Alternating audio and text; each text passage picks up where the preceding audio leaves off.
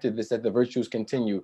We ask Allah Ta'ala to bless Sheikh Amir and Imam Khalid. And we ask Allah Ta'ala to bless all of you, to keep us connected under the banner of the Rasul Sallallahu Alaihi Wasallam. And we ask Allah Ta'ala to never let anything penetrate our hearts except that which is beloved to Him.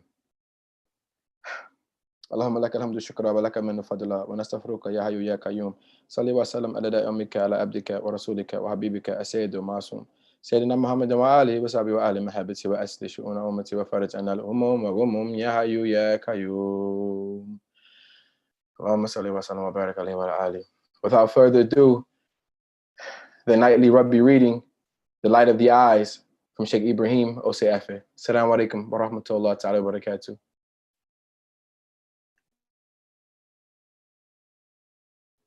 And please excuse me, there will also, starting tomorrow, you can all view online from 7:30 onwards. Sheikh Ibrahim, he will be doing a special UK tour. He's still going to go live, inshallah. He's going to go places like Peterborough and Luton and Slough and Manchester, and I think just one other city, which may be Derby. And we ask Allah Ta'ala to bless it, to bless him. And we ask all of you to please, please view online and view with your hearts. Assalamu alaikum wa rahmatullahi wa barakatuh.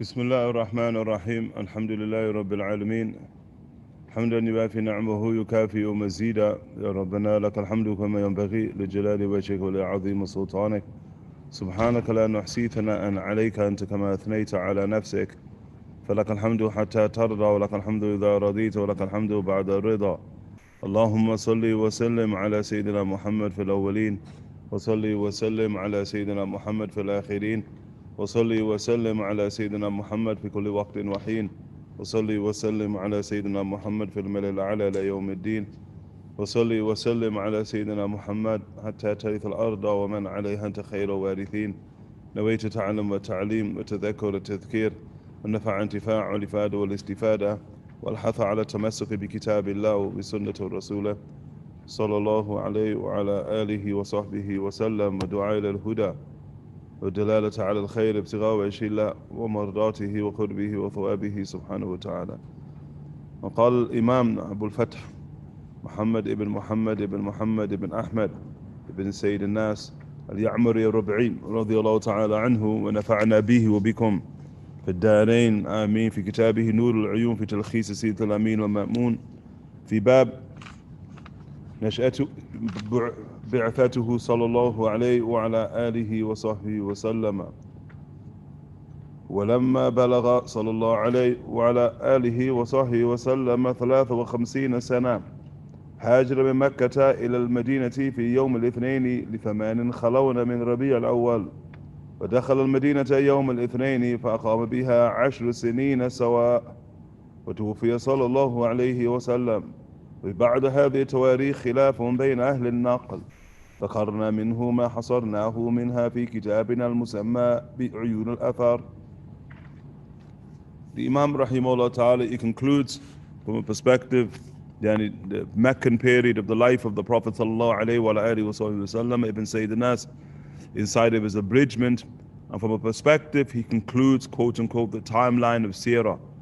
And so Ibn Sayyid al-Nas Rahimahullah Ta'ala, his work, it looks at aspects of the life of the Prophet Sallallahu Alaihi Wasallam prior to prophecy, and likewise aspects of the life of the Prophet Sallallahu Alaihi Wasallam after prophecy, but in Mecca, inside of Mecca.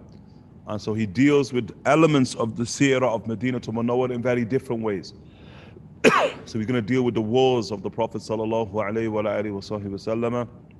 He's going to deal with the marriages of the Rasul Sallallahu Alaihi Wasallam. He's going to deal with the varying people who surrounded the Rasul Sallallahu Alaihi Wasallam and those who were the most elite of the companions, those who wrote on behalf of the Prophet ﷺ, those who saved the Prophet ﷺ, who were the uncles and aunts of the Rasul ﷺ, who were the wives of the Rasul ﷺ. Hakad he's going to deal with, inshallah ta'ala, quote unquote, from tomorrow's class onwards.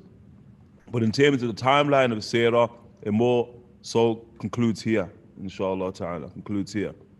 He says, rahimahullah ta'ala, when he reached, sallallahu alayhi wasallam, 53 years of age, he, sallallahu alayhi wasallam, migrated from Mecca to Medina on Monday, the 8th of Rabī al-Awwal, entering Medina on a Monday, sallallahu alayhi wa ala alihi wa sahbihi wa sallama.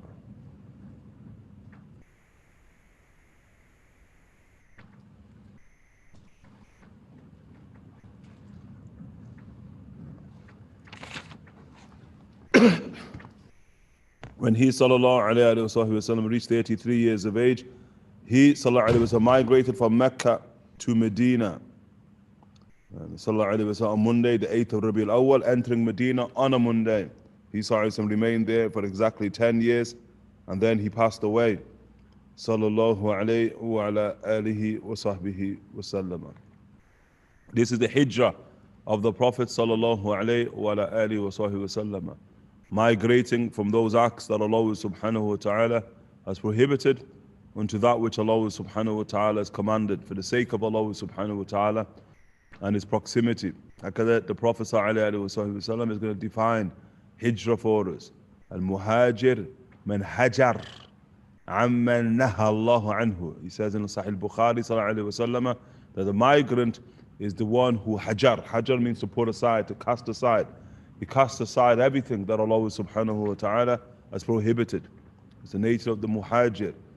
And that's the nature of the supreme muhajir, the supreme migrant, who's the Prophet sallallahu alayhi wa ala alihi wa sahbihi wa sallam. Obviously, things become extremely difficult for the Rasul sallallahu alayhi wa sallam inside of Mecca. And the Rasul sallallahu alayhi wa alihi wa sahbihi wa sallam, from the days of the death of Sayyidah Khadija and the death of Abu Talib, that the Prophet ﷺ understands somewhat that pastors anew are warranted ﷺ. And that's why we see the Rasul ﷺ going onto Ta'if initially. Likewise, also we see from the Rasul ﷺ and Isra al-Mi'raj.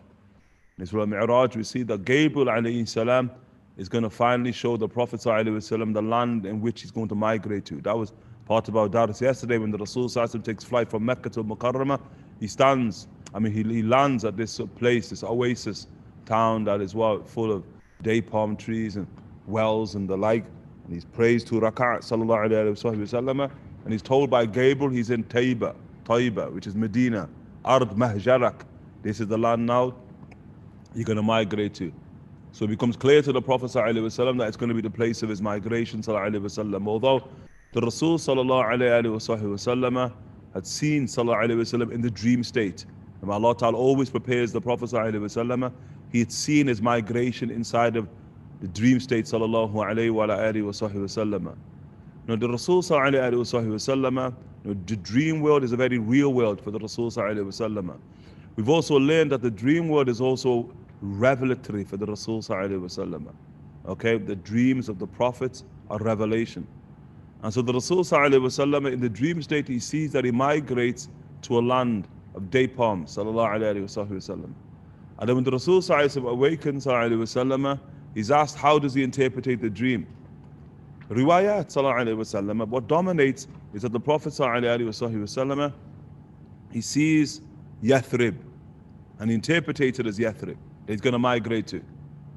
The Prophet sallallahu alayhi wa sallam also sees Hajar. Okay, he's going to migrate to Hajar. Hajar, there is what we nowadays call Ahsa. So Ahsa is like Eastern, quote unquote, Saudi Arabia. He sees that, sallallahu alayhi wa sallam. It's a riwayah also that the Rasul sallallahu alayhi wa sallam sees his migration to Hadramaut. And so it's these three places, that there are others mentioned that we won't make mention of, but these are the three main places that the Rasul sallallahu alayhi wa alihi wa sallam sees and interprets that it's migrating onto. The Imams rahimahullah ta'ala of the inward, they say hijrah is two hijras, dhu hijrataini, the two hijras. So there is a spiritual hijrah of the Prophet ﷺ, where he migrates in spirit, because the nature of the dream world is a world of spirit. It's not a world of form. And secondly, also, there's a hijrah where it's in body and spirit. And so the Imams, rahimahullah ta'ala, they inform us, and they inform us with transmission, that the Rasul ﷺ indeed migrates to Hadramaut, albeit in spirit. Why? Because he sees it in the dream state, and that's how he interprets it, sallallahu alayhi wasallam. You get the point? Like Abbar, the ta'bir of the ru'ya. And the Rasul sallallahu alayhi wasallam, he said, إِذَا عُبِّرْ وَقَعَ. The once it's interpreted and that interpretation is articulated, وَقَعَ, it comes to pass. That's his word, sallallahu alayhi wasallam. And so there was a migration of the Rasul sallallahu alayhi wasallam to Hadramaut. And the basma, the fingerprint of the Prophet ﷺ, and the footprint of the Rasul sallallahu alayhi wa sallam upon Hadramaut is evident. It's clear, yani. Likewise, Ahsa, okay, Hajar, that the migration of the Rasul sallallahu alayhi wa sallam to Hajar was all a spiritual migration. And the Rasul sallallahu alayhi wa sallam left his mark. He left his mark likewise upon Hajar, sallallahu alayhi wa sallam. And the people who know Hadramaut and they know Hajar, you note that they're very alike, yani. They're very alike. And if you know Medina, then you understand they're very much like Medina. You know, Hadramaut, somebody sees Hadramaut now, it will always remind them of how Medina used to look like, used to be, yani. If you see old pictures of Medina, you think you're looking at Hadramaut. Okay? And so the connection is triangular. Connection between Hadramaut and between Ahsa and Medina to Munawwara is a very, very prophetic connection. No, it's not in terms of our transmission in Hadramaut.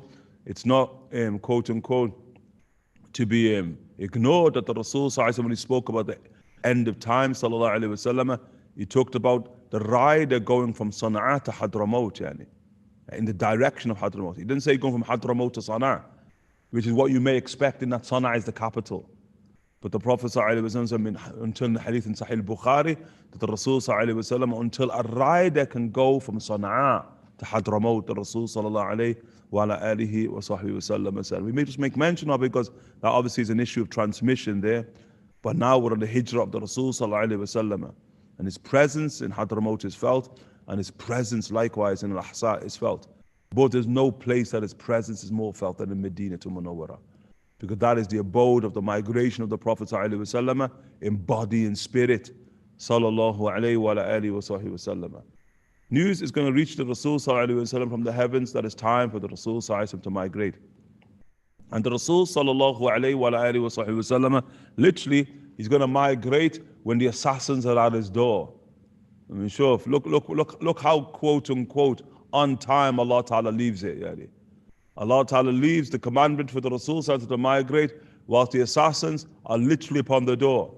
They've been sent by the elders of Nedwa, okay, headed up in a sense, literally by the devil himself, as they're all deciding, well, what do they do with the issue of the Rasul sallallahu alayhi wa alihi wa sallam, that our hand has been now forced.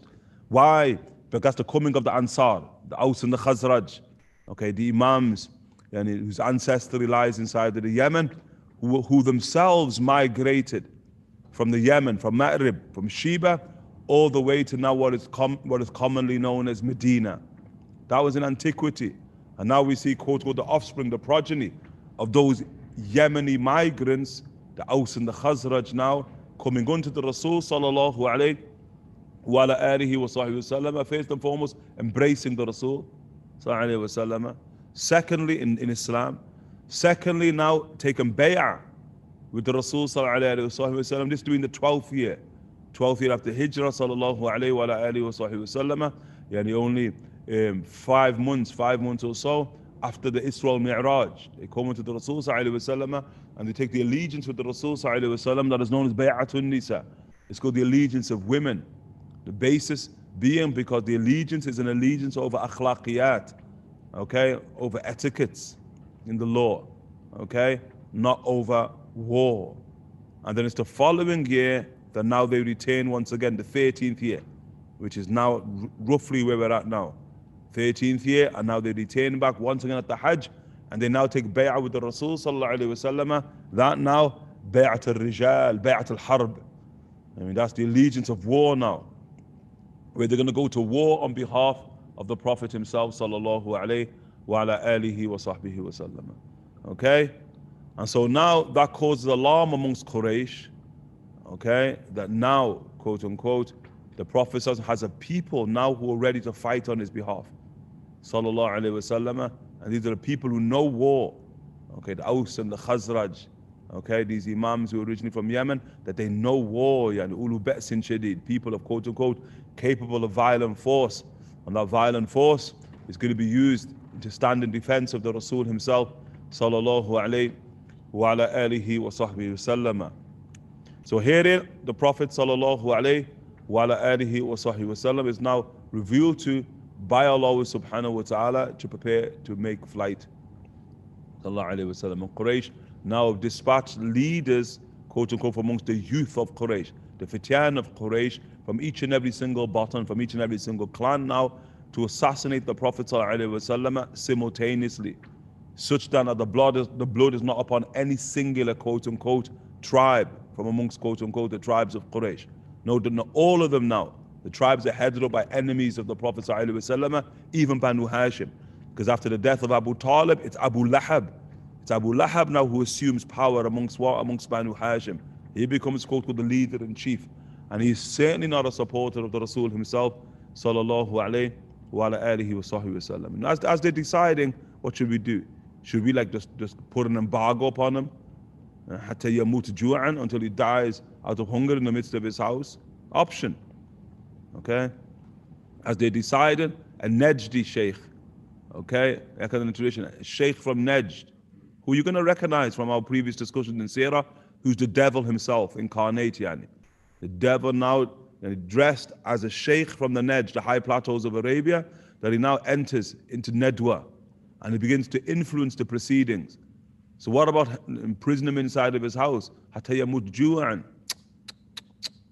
The devil begins to shake his head and influences the proceedings. And what about we take him then and then we deliver him to our enemies? So that it's our enemies who kill him, and thereby the blood's upon their hands, not ours. The devil ain't pleased with that. And they listen, they're influenced by him unduly. What about then? Is Abu Jahl now, Amr ibn Hisham now. He speaks up. He says, well, what about we take a youth from every single one of the clans of Quraysh, and thereby they're the ones who set upon him and kill him simultaneously. Such that one, we're rid of him, and then we all shared in that blood, so now there's not even indemnity there. There's none whatsoever. And so the devil now speaks up, هَذَا هُوَ الرَّأْيِ. This now is the opinion. Huh? You have to,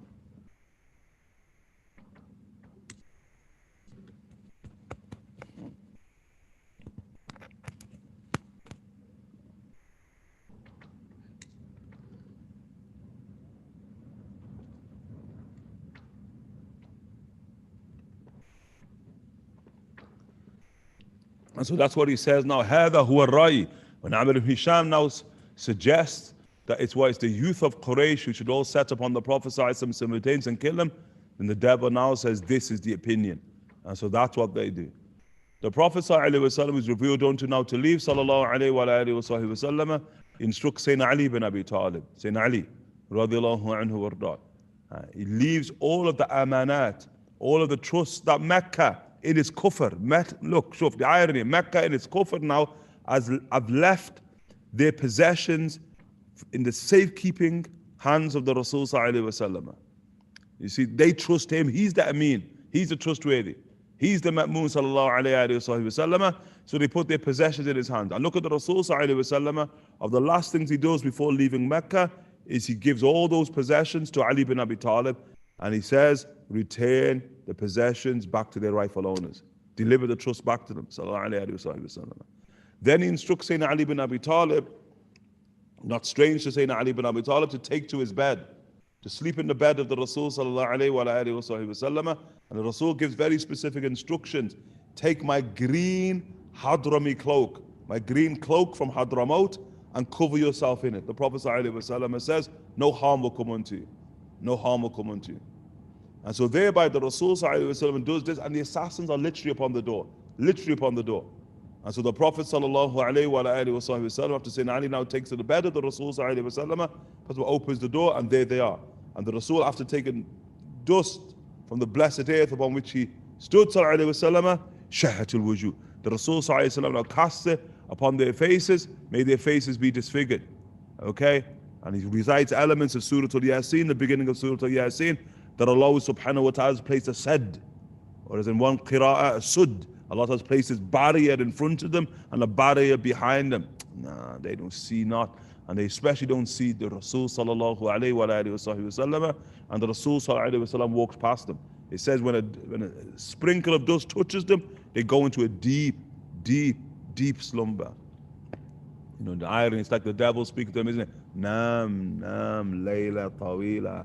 Sleep a long night, like the devil says, quote unquote, to each and every single one of us. Every time we go to sleep, the Prophet ﷺ informed us. And the Rasul has walked through them, sallallahu alayhi wa ala alihi wa sahbihi wa sallam. And it's only in the morning, he's saying, in the morning, when the sun begins to strike them, okay? The sun, then they wake up. And so somebody walks past them and says, what are you doing here? Because they're all crowded, what are you all doing there? He says, no, we've been sent as assassins. Look, it's supposed to be covert, isn't it? But they're letting everybody know we've been sent as assassins. Person asking, Muhammad ibn Abdullah, sallallahu alayhi wa sallam. To do? Long gone. He said, no, I ain't gone nowhere. We've been waiting here all night.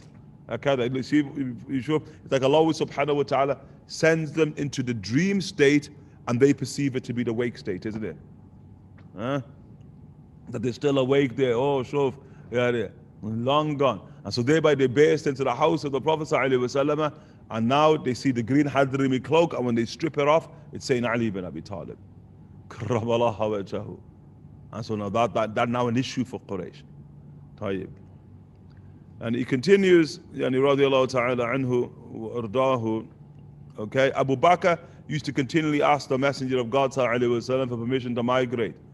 But the Prophet ﷺ would prevent him from doing so without explicitly mentioning the reason why, which was for Abu Bakr to migrate along with him.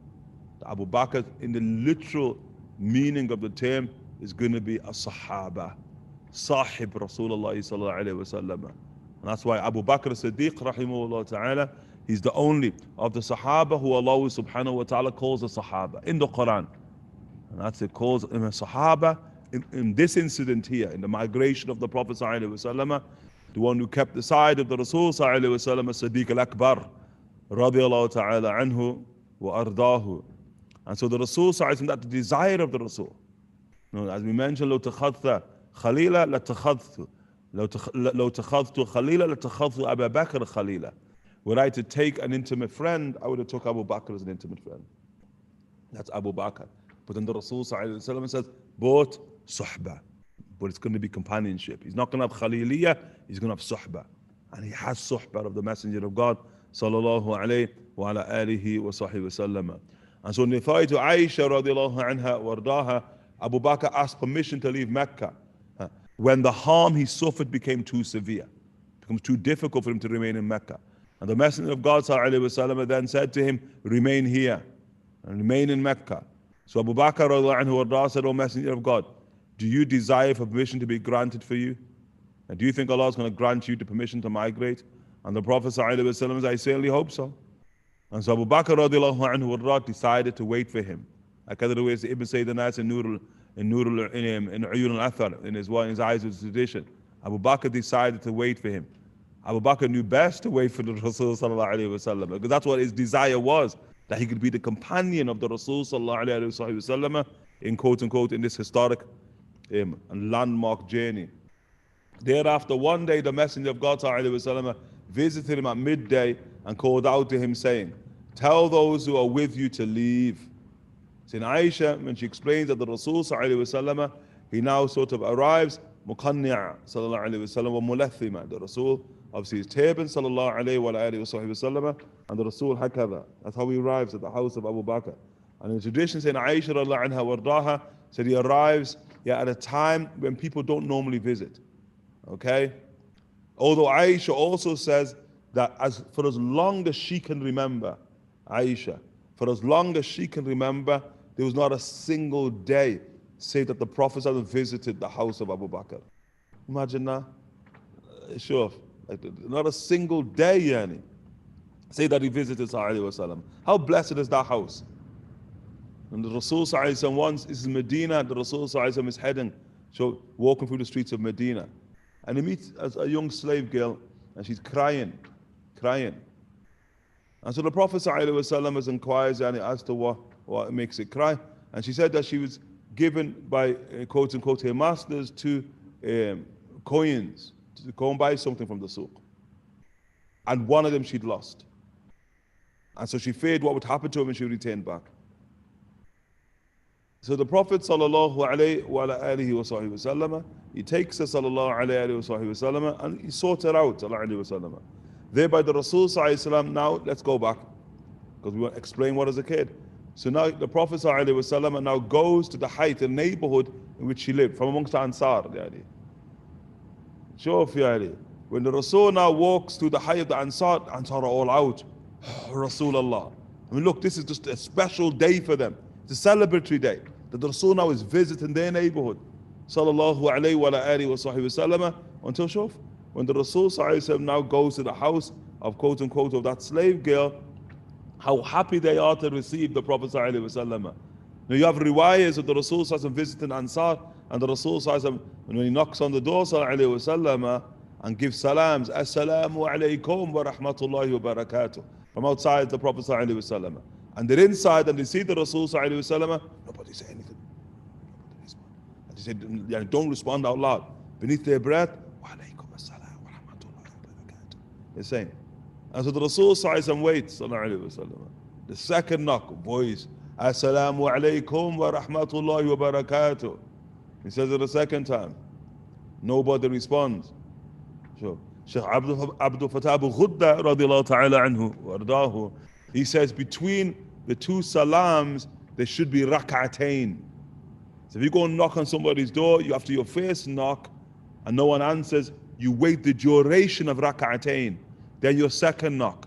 Then you wait the duration of rak'atayn. Then the third and final knock. Al-Qadri mentioned. Why? He says because the wisdom there is when you knock and nobody answers, maybe they're praying. And what's the prayer? Is it not 2 rak'ah? And then you say Assalamu alaikum rahmatullahi, you say Assalamu alaikum rahmatullahi wa barakatuh, and they don't respond again. So now is it 4 rak'ah? And that's the maximum they're going to pray, isn't it? 4 rak'ah. So by the third time, you've estimated that if they were praying, they should have finished their prayer by now. So in the third time, the Rasul sallallahu alaihi wasallam, Assalamu alaikum wa rahmatullahi wa barakatuh, wa alaikum assalam, and I can respond to the Prophet sallallahu alaihi wasallam.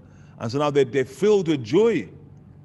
Quote unquote, this one occasion, the Rasul, to our knowledge, that he comes to their house, sallallahu alaihi wasallam. The Prophet said, sure, like when I gave salams, why didn't you respond to the salams? But they would respond, and the Imam say, but under their breath. You know best not to respond to the salams of the Rasul sallallahu alaihi wasallam. He said, Ya Rasulullah, we wanted your prayer for the entire household over and over and over again. Sure. The salams of the Prophet sallallahu alaihi wasallam. Abu Bakr's house blessed, isn't it? Can you imagine the Rasul in your house every day, Yadi? Like you can't remember a single day said that the Rasul hasn't visited.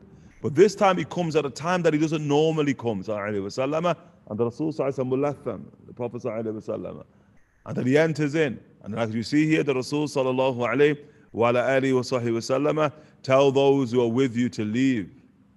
And they tell everybody to leave, the Rasul sallallahu alaihi wasallam. And so he replied, O Messenger of God, it's only my 2 daughters. His 2 daughters. The 2 daughters, Sayyidina Abu Bakr as-Siddiq, Sayyidina Asma, the elder of them, Sayyidina Aisha, radiallahu anha, the younger of them, but also the wife of the Prophet sallallahu alaihi wasallam also. Sayyidina Aisha, radiallahu anha, wardaha. And so the Prophet says, are you aware that I've been granted permission to migrate? And so Abu Bakr asked, do I have permission also in your company? Abu Bakr saying, suhbah, suhbah, do I have your companionship? And the Messenger of God sallallahu alaihi wasallam says, suhbah, you got my companionship, you're with me. And that a great moment for Abu Bakr. And that's why Abu Bakr anhu warda said, O Messenger of God, I have 2 she camels which I prepared for the journey. What journey? How do you know you're going with the Rasul? You see, Abu Bakr been wearing 2 camels, yani, one for him and one for the Rasul sallallahu alayhi wa sallam to migrate. And so he then gave the Prophet one of them. That's been al-Jada'a. You say al-Jada'a of the names of al-Qaswa. You say the camel is Qaswa. Okay, but of the names is al-Jada'a. And some say different camels, but some of them yurajih. There's the one and the same camel. And so the Prophet mounted her, but he bought her for a price. Abu Bakr wants to give her to the Prophet sallallahu alayhi wa sallam. And the Rasul says for a price. Abu Bakr said it's a gift. Rasul said for a price. Abu Bakr said it's a gift, Ya Rasulullah. Prophet said for a price. Sure. You see this one on me, yani. That journey by virtue of which time will be measured until Yawm al-Qiyamah. We measure time in accordance to this migration, this great journey of the Rasul sallallahu alayhi wa alihi wa sahbihi wasallam. So they both left and traveled until they reached the cave known as a Thawd and hid therein. The Rasul, as they're leaving Mecca to Al-Mukarramah, Sayyidina Abu Bakr as-Siddiq rahimahullah ta'ala turns towards Mecca. And he says, now Allah is going to destroy you. Now you're going to be destroyed. Yes. A land that has forced its prophet to leave, Allah is going to destroy you. And the Rasul, as he turns towards Mecca to Al-Mukarramah, the Prophet sallallahu alayhi wa alihi wa sahbihi wasallam makes dua for Mecca. Different. The Rasul making dua for Mecca while saying Abu Bakr as-Siddiq rahimahullah ta'ala. The Rasul sallallahu alayhi wa sallam is saying, verily you are the most beloved land to God. You are the most beloved land to Allah subhanahu wa ta'ala. And beloved to me. And if it was not for its people, I would never have left. Look at the way that Rasul sallallahu alayhi wa sallam. But Abu Bakr's looking at nubuwwah there. He's looking at prophecy there. Because when the prophets, like you see in the tradition, as we mentioned with Sayyidina Lut alayhi salam, Sayyidina Uthman and Sayyidina Ruqayya are the first to migrate since Lut. And so when Lut, qita' min al-layl, when Lut in the pitches of the night migrates, don't turn around, yani. What's happening? Sodom and Gomorrah destroyed, is it not? Destroyed. Now the one who protects Sodom and Gomorrah by his very presence, Lut, yani, who's the nephew of Sayyidina Ibrahim alayhi salam, now we're saying Lut now is commanded through revelation to leave and to not turn back. Yani Allah subhanahu wa ta'ala sends the angel of destruction, Gabriel alayhi salam, who just descends. He said he takes, in a riwayah, he takes Sodom and Gomorrah by two hands, yani. 2 hands, Sodom and Gomorrah, rips it from the earth, and he ascends the heavens with it. Just ascends, the archangel Gabriel by himself. Then it says Gabriel alayhi salam thereby takes them and then sends them down to the Dead Sea, yani. To the Dead Sea, to the bottom of the Dead Sea, where Sodom and Gomorrah now resides, yani. They say the sea that you can't drown in. It's filled, yani. You can't drown like you go into the Dead Sea, like you float despite yourself, yani. Dead Sea, Nasarullah salam al-afiyah. Due to the disobedience, quote unquote, they have, yani, of Allah, they had of Allah subhanahu wa ta'ala and their prophet, yani. Sure, yani. Angels come unannounced, and it's not good. That's why, during the angels, it was Mikael and Jibreel. When they arrived, kind of like a surah of Dhariyat, when they arrived for Sayyidina Ibrahim. He has the 2 guests in the midst of the desert, Ibrahim. And so Ibrahim, now happy, Ibrahim goes and slaughters, the Ijlin. Samin, he goes and slaughters the fat ram, the juicy ram. And kind of saves it for his 2 guests in the midst of the desert. And the guests just look at each other. And look at the food, like, what's that, yani? As when Ibrahim, because Ibrahim, when Ibrahim saw that, then Ibrahim, and straight to fear, he goes back now, because he understands angels. And they came unannounced. This ain't good for somebody, yani. And they say to Ibrahim, nothing to fear. Sodom and Gomorrah. You came for Sodom and Gomorrah, yani. Don't worry. Khalas. Yani, your people okay. This is Sodom and Gomorrah now. And Gabriel rips it, yani, and sends it to the bottom of the Dead Sea. Okay?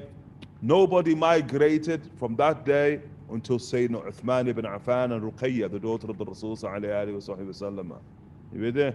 And so Abu Bakr now in knowledge, look, the prophets migrate, then Allah Ta'ala destroys.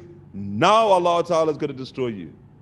But the Rasul has a different message for Mecca, because he's a different prophet, yani. It ain't the same for him. Remember, Mecca now esteemed by the Rasul sallallahu alayhi wa sallam. In the hadith in Sahih Bukhari, the Prophet sallallahu alayhi wa sallam, it was on a Monday. The Rasul sallallahu alayhi wa sallam, like today the Monday, yani. The Rasul sallallahu alayhi wa sallam wants to enter into the Kaaba. Sallallahu alayhi wa sallam. And so the Prophet ﷺ lines up like everybody on Mondays. Quraysh would allow people to enter into the Kaaba, particularly men, upon Mondays. And so the Rasul ﷺ are orderly, waiting for his turn. And when he gets to the door of the Kaaba to enter, who's there? Uthman ibn Talha ibn Abi Talha, Abdari, who's the key holder of the Kaaba.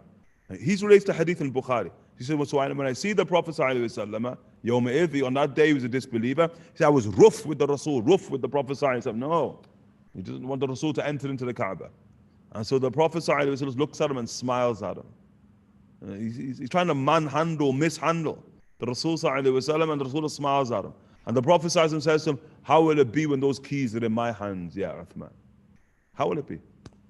When those keys that you've got are in my hands. I control the Kaaba. And Uthman ibn Talha, he says, ذَلِكَ الْيَوْمِ أَذَلَّ اللَّهُ قُرَيْشِ. That will be the day when God has abased Quraysh. They are based upon that day. You don't understand the Rasul sallallahu alaihi wasallam. The Rasul sallallahu alaihi wasallam says, ذَلِكَ الْيَوْمِ أَعَزَّ اللَّهُ قُرَيْشِ. Now it's a day when Allah Ta'ala has declared the might of Quraysh. He's restored Quraysh to glory. Jalla Jalaluhu wa ta'ala azamatuhu. هكذا رويت. Of the Prophet sallallahu alaihi wasallam. The Rasul elevates, yani. And that day comes, yani. That's why when the Prophet now is going to re-enter Mecca, liberation of Mecca, in Ramadan sallallahu alaihi wasallam, 8th year, and the Rasul sallallahu alaihi wasallam now is going to summon Uthman ibn Talha ibn Abi Talha. Keys, yani. Bring me the keys. And Uthman has become Muslim by this point. You say Uthman ibn Talha ibn Abi Talha, it becomes Muslim with Khalid ibn Walid and Amr ibn al-As. At the same time, a few years earlier. Bring the keys. So Uthman now goes to his house to bring the keys, and his mother is like, what do you want? He said, the keys. He said, you ain't getting the keys. You're not getting no keys. Because she knows he wants the keys to the Prophet ﷺ. But no, it's the enmity that they had. Still had, at this point even. And Uthman ibn Talha, he says, you don't give me the keys, you will bury your son.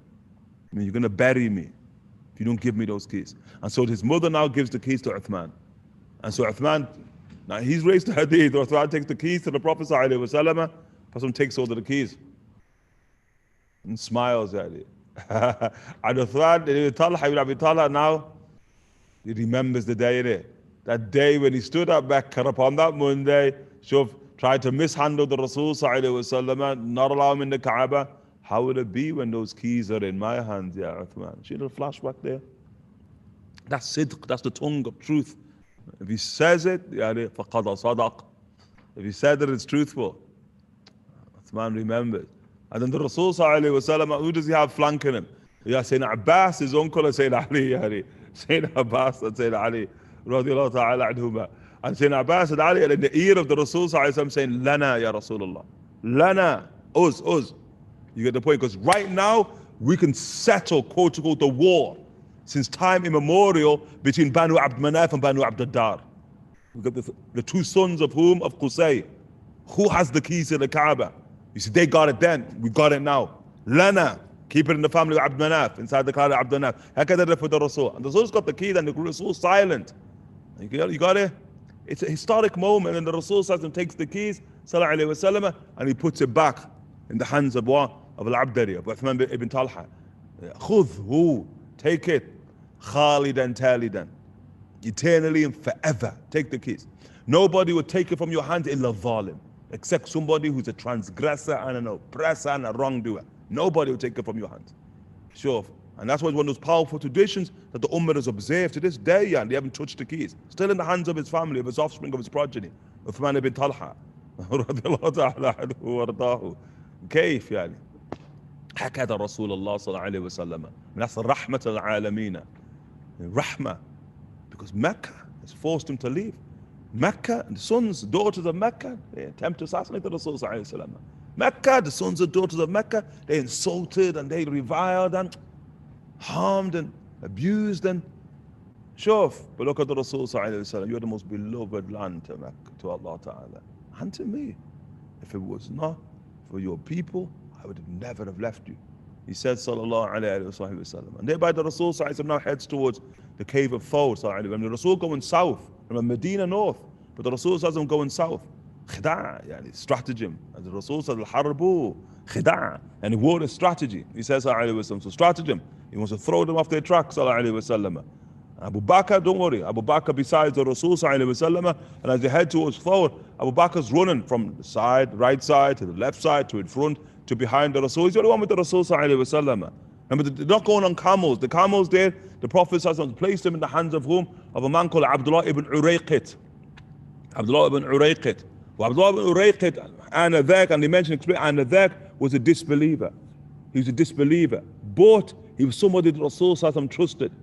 And he was somebody who was allied with Al-As bin Wa'il, who was somebody that Rasul never trusted. But it shows you, subhanAllah, the complexity of man. His name is Abdullah ibn Urayqit. And Abdullah ibn Urayqit, and he is the one who renegotiates the re-entry of the Prophet ﷺ when he's at what? When he's at Hira, after Ta'if.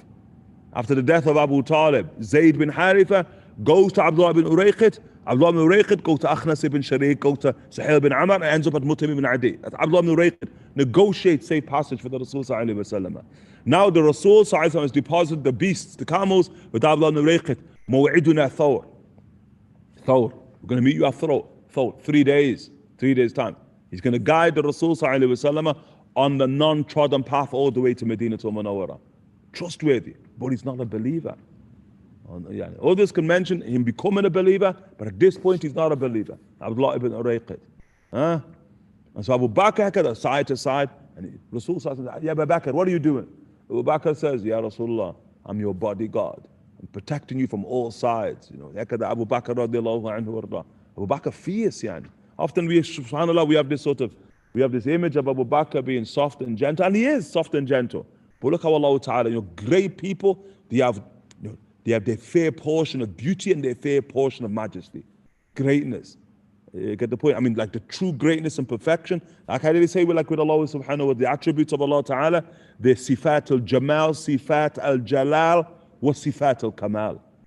The attributes of beauty, the attributes of majesty. Now, when those coexist, you also have the attributes of perfection. And how with human beings, they become mafhar al-jamal, mafhar al-jalal, wa mafhar al-kamal. They become the loci by virtue of which you see beauty and majesty manifest in its perfection. And so how can Abu Bakr?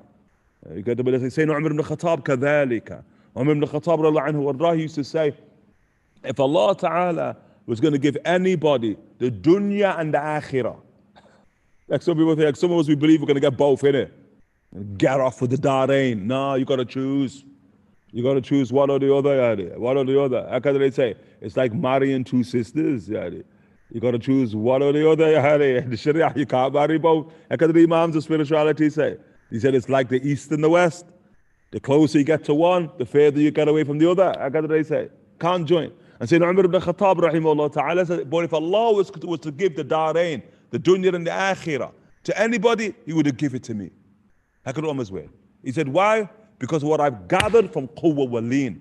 Sayyidina Umar ibn Khattab is I'm going to try and do it. Quwwa, like firm, Sayyidina Umar, and soft. At the same time.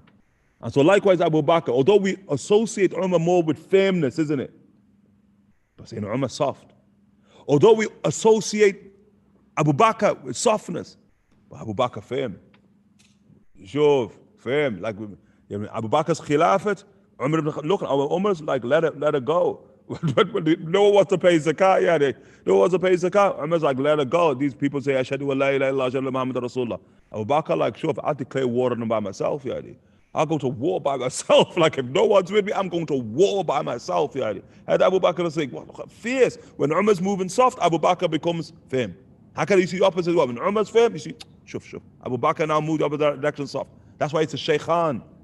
SubhanAllah, a marriage literally made in heaven. Two shaykhan of the ummah of the Rasul sallallahu alayhi wa ala alihi wa sahbihi wa sallam wa sahibay. And the two companions of the Prophet sallallahu alayhi wa ala alihi wa sahbihi wa sallam. So Abdullah ibn Urayqit now to bring the camels, okay, to the Prophet sallallahu alaihi wasallam. They enter Thawr, sallallahu alaihi wa alihi wa sahbihi wasallam. They take refuge in Thawr, waiting for the 3 days to pass. And then within that, the Rasul sallallahu alaihi wasallam, they have, quote unquote, they set up, quote unquote, Amir ibn Fuhaira. Amir ibn Fuhaira, who's a freed slave of Abu Bakr, a Siddiq, radiallahu anhu, of the martyrs of the Ummah. He's martyred at 40 years of age, 40 years of age. Sayyidina Amir ibn Fuhaira, freed slave of Abu Bakr as-Siddiq. He's a ra'i. He's the one who used to be in charge of the sheep of Sayyidina Abu Bakr radiallahu anhu warda, that he was commanded by Abu Bakr as-Siddiq, graze the sheep in proximity to Thawr. And so what he would do, mashallah ta'ala, quote unquote, take his sheep off the mountain as if he's just herding his sheep. Then he would take milk and what have you to the Prophet sallallahu alaihi wasallam. Sayyidina Asma, look at the family of Abu Bakr as-Siddiq, that house he visited every day sallallahu alaihi wasallam. Sayyidina Asma bint Abi, she's like 15 years of age. He mentions Sayyidina Asma radiallahu anha wardaha, the daughter of Abu Bakr as-Siddiq, the half sister of Sayyidina Aisha. And Sayyidina Asma radiallahu anha wardaha, she's nearly full-term pregnant with Abdullah ibn Zubayr. Full-term pregnant with Abdullah ibn Zubayr radiallahu ta'ala anhu. And sure, some say she's overdue, some want to have that. But say that she is. And every day from Mecca all the way to Thawr, she's going, taking provisions for the Prophet ﷺ and her father. Abdullah ibn Abi Bakr, Abdullah ibn Abi Bakr, who's the full brother of Asma, the half brother of Aisha. Abdullah ibn Abi Bakr, young but intelligent. And so what he does, quote unquote, by day, where is he? He's hanging around Nedwa. He's just hanging around innocently. And he's listening to the talk of the Mala of Quraysh. Why? Because they've hired bounty hunters. And they put the price on the Rasul sallallahu alaihi wasallam, 100 camels, as they say, dead or alive. 100 camels for the one who apprehends him. 100 camels. And when the Quraysh intelligent, why? The Rasul sallallahu alaihi wasallam leaving Mecca, it's over. Just a matter of time, isn't it? They understand that. If he leaves, gets to Medina, it's finished. Just a matter of time before he emerges victorious. They understand that. We must stop him at all costs. So if the greatest bounty hunters in Arabia, and Arabia's got a lot of them, they're now on the hunt for the Rasul sallallahu alayhi wa alihi wa sallam, hunting for the Rasul sallallahu alayhi wa sallam. Now Abu Jahl takes it personally. He says he hires the greatest tracker in Arabia. And they track the Rasul sallallahu alayhi wa sallam right to the cave. Right to the cave, that's how great he is. In the midst of all that desert, north, south, east, west, which way do you go? He's able to track the Prophet ﷺ all the way to that desert. Subhanallah. Allahu A'lam. I think he must have the blessed nose in it or something. You sure?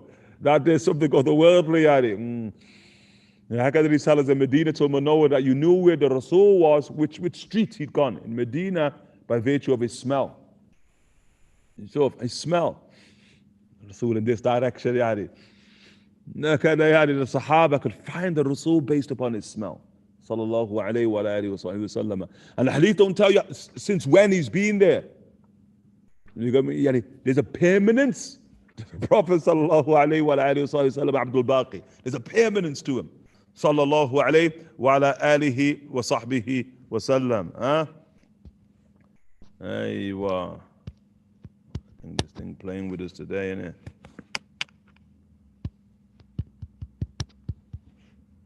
Allah.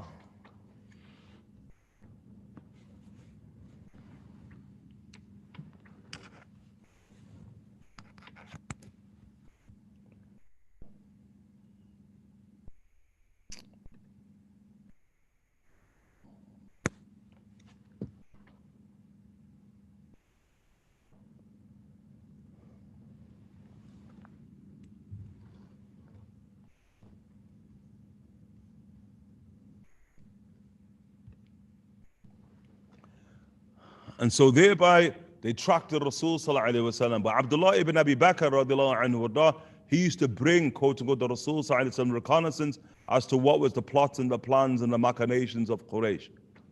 The upshot is that the Prophet sallallahu alaihi wasallam, protected by Allah Jalla Jalaluhu wa ta'ala ta'azamatu. Akada Ibn Sayyid Nas rahimahullah ta'ala wants to bring the tradition.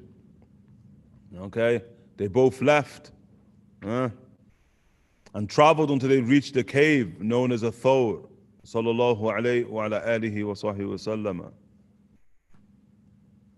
The Muslims in Medina heard about the departure of the Messenger of Allah sallallahu alayhi wa sallam from Mecca, so they used to go out every morning to the stony tract in anticipation of his arrival sallallahu alayhi wa sallam, only to return home by midday due to the intense heat. Okay? That Medina, because the Sahaba have gone ahead, You got what you say, the first who arrived was Sayyidina Mus'ab ibn Umair, the likes of whom Sayyidina Abdullah ibn Maktoum, the likes of Sayyidina Bilal, the likes of Sayyidina Ammar ibn Yasir. They're all the first ones to arrive inside the Medina Munawwara, and then there by others, likes of Umar ibn Khattab, Then Umar ibn Khattab, he said he arrived with over 20 companions. And remember that day is the overwhelming majority of those who were in Mecca. Remember, the majority of Sahaba are in Abyssinia still. And so now Umar ibn Khattab, 20. Because the Rasul says informing the Sahaba, you leave, and they quote under the cover of night.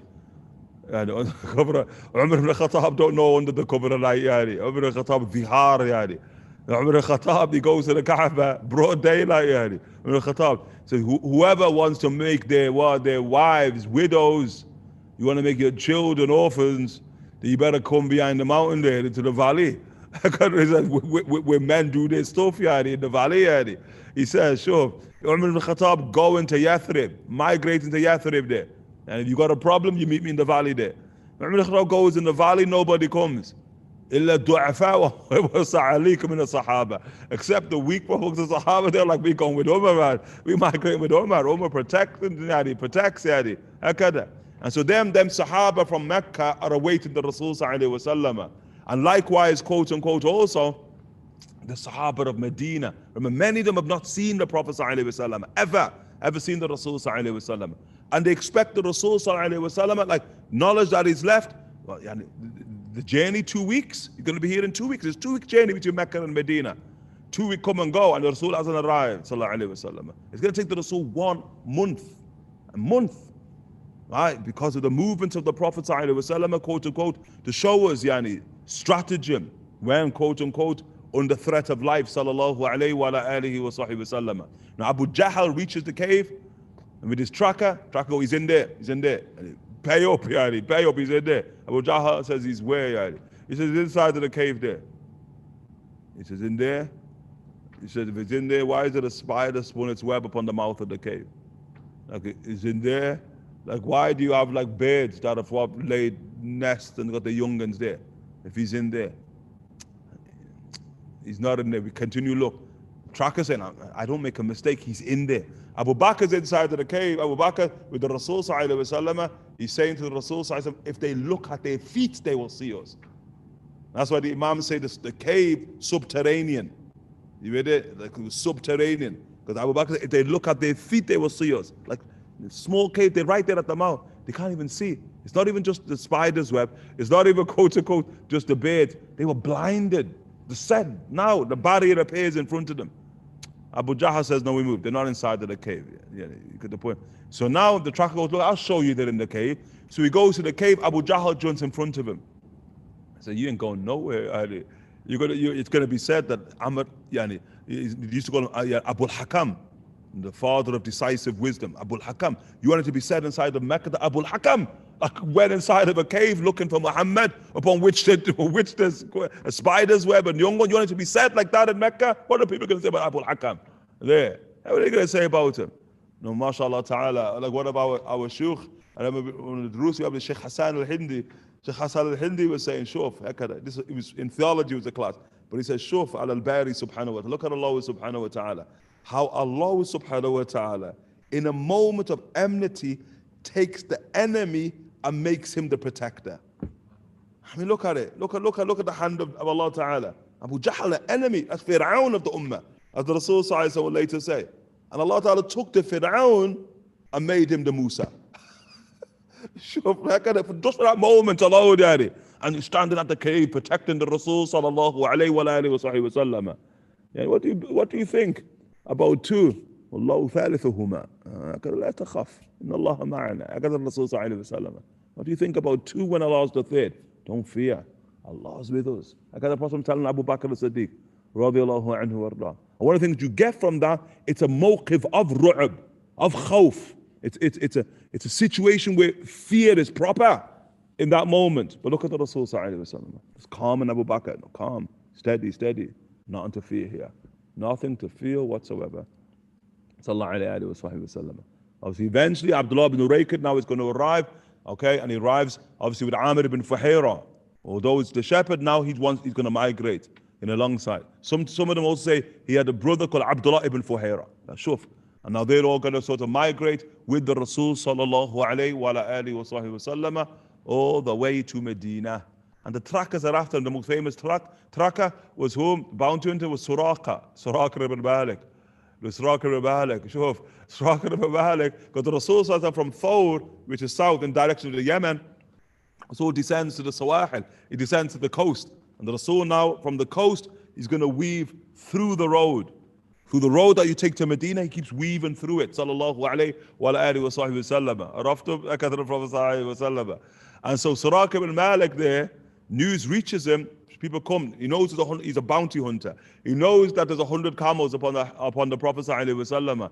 And so Suraka ibn Malik, he said his encampment. And Suraka ibn Malik, he says somebody comes to the encampment and they're shouting that about the bounty upon the Prophet sallallahu alayhi wa sallam, that we've seen the figures. We've seen them. They're at the coast. And Suraka ibn Malik says, who did you see at the coast? He said, it's the ones that Quraysh put a price upon. Suraka ibn Malik says, nah, it ain't them. That's so-and-so and so-and-so. That's not who we're looking for. And he only said that because he knows it is them. He wants to make sure no other bounty hunters go. I can't really say. He's saying in his own way, I want to put everybody else off the scent. It's mine. I'm getting those 100 camels. And so Suraka, he said he had one of his horses. He shouted to one of his sort of slave women, get the horse ready, get the beast ready. And Shuf gets the horse from beyond the mount. He hits Yadi. Hits what go to hit. Go to the coast to look for the Rasul sallallahu alaihi wasallam. And that's when you see the famous story of saying Suraka. He eventually becomes Muslim, Suraka, where he finds the Prophet Abu Bakr, and now he charges for the Prophet sallallahu alaihi wasallam. Allah Ta'ala opens up the ground, opens up the ground, the entire beast with Suraka sinks in. In the riwayah, just as it sinks in, Suraka jumps off. He's just able to, like the car's about to crash, you open the door and you just jump out. As it's just sinking, he just jumps out. Suraka ibn Malik. And then he's saying, look, it's one of you. I know one of you have prayed against me. I know it's one of you. Don't know which one, but it's one of you have prayed against me. I can say to Suraka, to the Prophet Abu Bakr, let it go. And so the Rasul yad'u.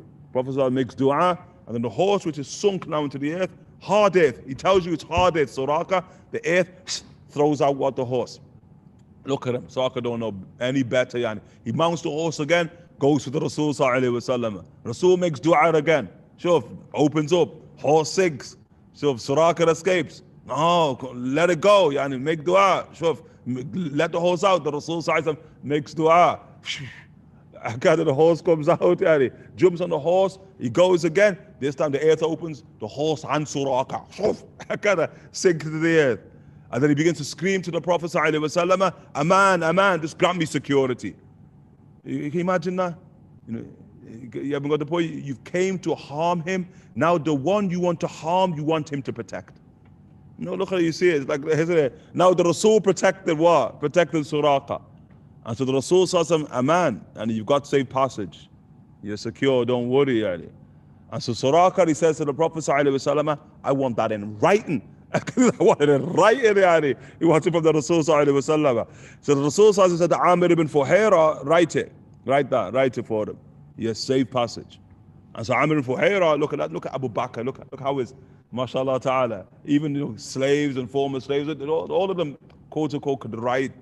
Mashallah, look how we, mashallah Abu Bakr. And so Amir ibn Fuhaira there now begins to write.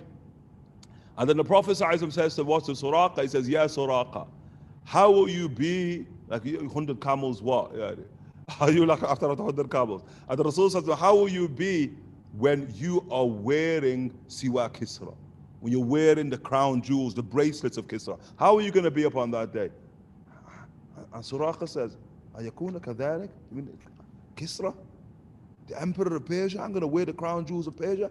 It's going to be like that? The Rasul said, it's going to be like that. So Suraka says, put that in writing too. Write that down. Write it down. Write that down. Put it all down there. So and he writes it. Amir Fuhaira writes it. Look what the Rasul says. Migrating to Medina. Right now we're in the 14th year. The 14th year after prophecy. Akada the Rasul sallallahu alayhi wa sallam. Safar Rabī al-Awwal. Around that time now. We are with Suraka sallallahu alayhi wa sallam. You now have to fast forward another 14 years. So now 14 years now, from that point on, that's where you see Persia come to the ground. You got the point? Like the magical number of 14, isn't it? 14. There's the 14 balconies that fall. There's only 14 leaders left. You got the point? 14 years, quote unquote, after prophecy. And in 14 years' time, 14 in numerology, Taha, Taha. That's Taha. That's the Rasul. It's number 14. Sallallahu alayhi wa. That's the night of the Badr. طالع البدر علينا. The Badr now. And so now, 14 years later, saying the Sa'd and Abi Waqqas, they bring Persia to the ground. They brought that to the ground. SubhanAllah, if you look at the Sahaba went in there and they ransacked it all. They took in the riwayah, they even took the curtains from the palace. Okay, so they took everything. They might just the crown jewels. They taken down the curtains, everything the Sahaba. They put that on camels, send it to Medina. Send it all to Medina to Umar ibn Khattab, who's the caliph. Sure. And so when it arrives in Medina, it's saying Umar and all of the jewels of Persia and the possessions of Persia after Qadisiyah there. Suraqah also arrives, isn't it? Suraqah, he arrives, subhanAllah. Suraqah now, he says to Umar, you can imagine, where's the jewels, innit? Where are they? Umar like, what jewels? He said, the jewels. Siwar Kisra. The siwar here, these are the bracelets. That's what their jewels were. The bracelets that the emperor would wear to Persia. Bring them. He said, like, for what reason? He says, they're mine. He said, what do you mean they're yours? He said, the Rasul says they're mine. He says, you have proof on that? Brings out the letter, yani. Sure. Brings out the letter. Now that letter, they'll use it to good effect. That's how we're going to see it, sallallahu alayhi wa sallam. Maybe we won't see it because of the way that the book is structured. But after Ta'if, after Rasul goes to Hunayn, it's called the Battle of Hunayn against Hawazin. This is now 8th year. 8th year. After what? After Hijrah, sallallahu alayhi wa sallam, 18 days after Fath Mecca is what's called Hunayn, the Battle of Hunayn. And the Rasul emerges victorious. Then the Rasul goes to Ta'if. Then the Rasul besieges Ta'if, sallallahu alayhi wa sallam, doesn't break Ta'if, but he breaks the hearts of the people of Ta'if. Sallallahu alayhi wa sallam, the Rasul going to Medina. The Rasul now heads back to Medina to Munawwara, but first Mecca. So he goes to a place called Ji'rana. So he's at a place called Ji'rana, sallallahu alayhi wa sallam. Why does he go to Ji'rana? He wants to re-enter the Haram. The Prophet wants to re-enter the Haram now for Umrah. And that becomes the 3rd Umrah of the Prophet sallallahu alayhi wa sallam. Whilst he's at Ji'rana there, who appears? Because the Prophet sallallahu alayhi wa sallam, they're in war mode, yani. Can you imagine? Within roughly a month, they've engaged 3 major battles. Mecca, Hawazin, Adhub, Ta'if. Believe me, they're the 3 mightiest, quote-unquote, places. They were major wars, major people, they went to war, 3 of them within a month, yani. And now the Rasul at Ji'rana, but they're in war mode, yani. And when they're at Ji'rana, who arrives with the letter? Aman, you guarantee me safe passage. Suraqah arrives with the letter, casted the letter in front of the Rasul. That's when he becomes Muslim. And now 14 years after the point in the desert, he arrives with Umar ibn Khattab. Jewels. Where are the jewels? The jewels. I was like, what? So he gives the letter to Umar. Look, read. Umar ibn Khattab reads the letter. I said, Umar ibn Khattab skilled in reading. Umar ibn Khattab reads it. Umar ibn Khattab says, the jewels in it. Bring the jewels for the man. Bring the jewels. Look, shuf. That's how you live the letter. And so, Suraqah, which the Faqih is the funniest part, isn't it? Like, Suraqah starts getting old, you know what I mean? Yeah, nah, I mean, Suraqah, where is it? You know what I mean? If Suraqah was his name, because the name Suraqah, like the thief. That's what his name means. His name, Allah, his parents give him a name of theft, yani. Allahu Alam. But heck of the name, Suraqah, yani. If Suraqah was really quote unquote, Suraqah would have got them and dashed, yani. That would have made a bit of sense. But I could have Suraqah. Yeah, nah, I mean. Suraqah put it on. And when he puts them on and he's had a fill of them, Umar ibn Khattab says, now give them back. Give them back. And Suraqah says, what do you mean give them back? Didn't you read the letter? He says, I read the letter. And the Rasul said, you can wear them, not keep them. Obviously, you didn't read the letter. He said, you can wear. How will it be when you wear Siwa Kisra? Yeah, sure. But look at the Sahaba there. Look at the Sahaba to the letter here. You read it? Because you could have said, nah, let's make his day. And you can have them. Umrah, like you can have nothing. We follow the letter. To the letter of what the Rasul says. We radical upon that. O Sahaba. And look, and you didn't see Suraqah kick off. Nah, you get the point. Nah, I've got a different tafsir of that. You get the poetry, we take it literal or metaphor or yeah,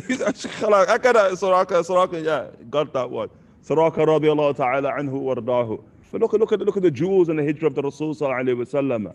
You know, from moments of extreme fear to a moment, mashallah ta'ala, of pure mysticism. And the Rasul enters upon Ma'bad, Atika, bint al-Mundhir, enters upon Atika, whose name is Ma'bad, Bedu woman, Khuza'iyya, from Khuza'a. So from the Rasul sallallahu alayhi wa sallam, he asks, you know, travelers, do you have anything that we can sort of consume, any milk? She goes, no, we have nothing. Nothing. And my husband is here, my husband gone out to try and find something. For the family, barren, yani, we have nothing. You don't even have an animal? Yeah, we have an animal there, the animal, but doesn't give any milk. The Rasul says, but do you allow me? The word I don't need its milk.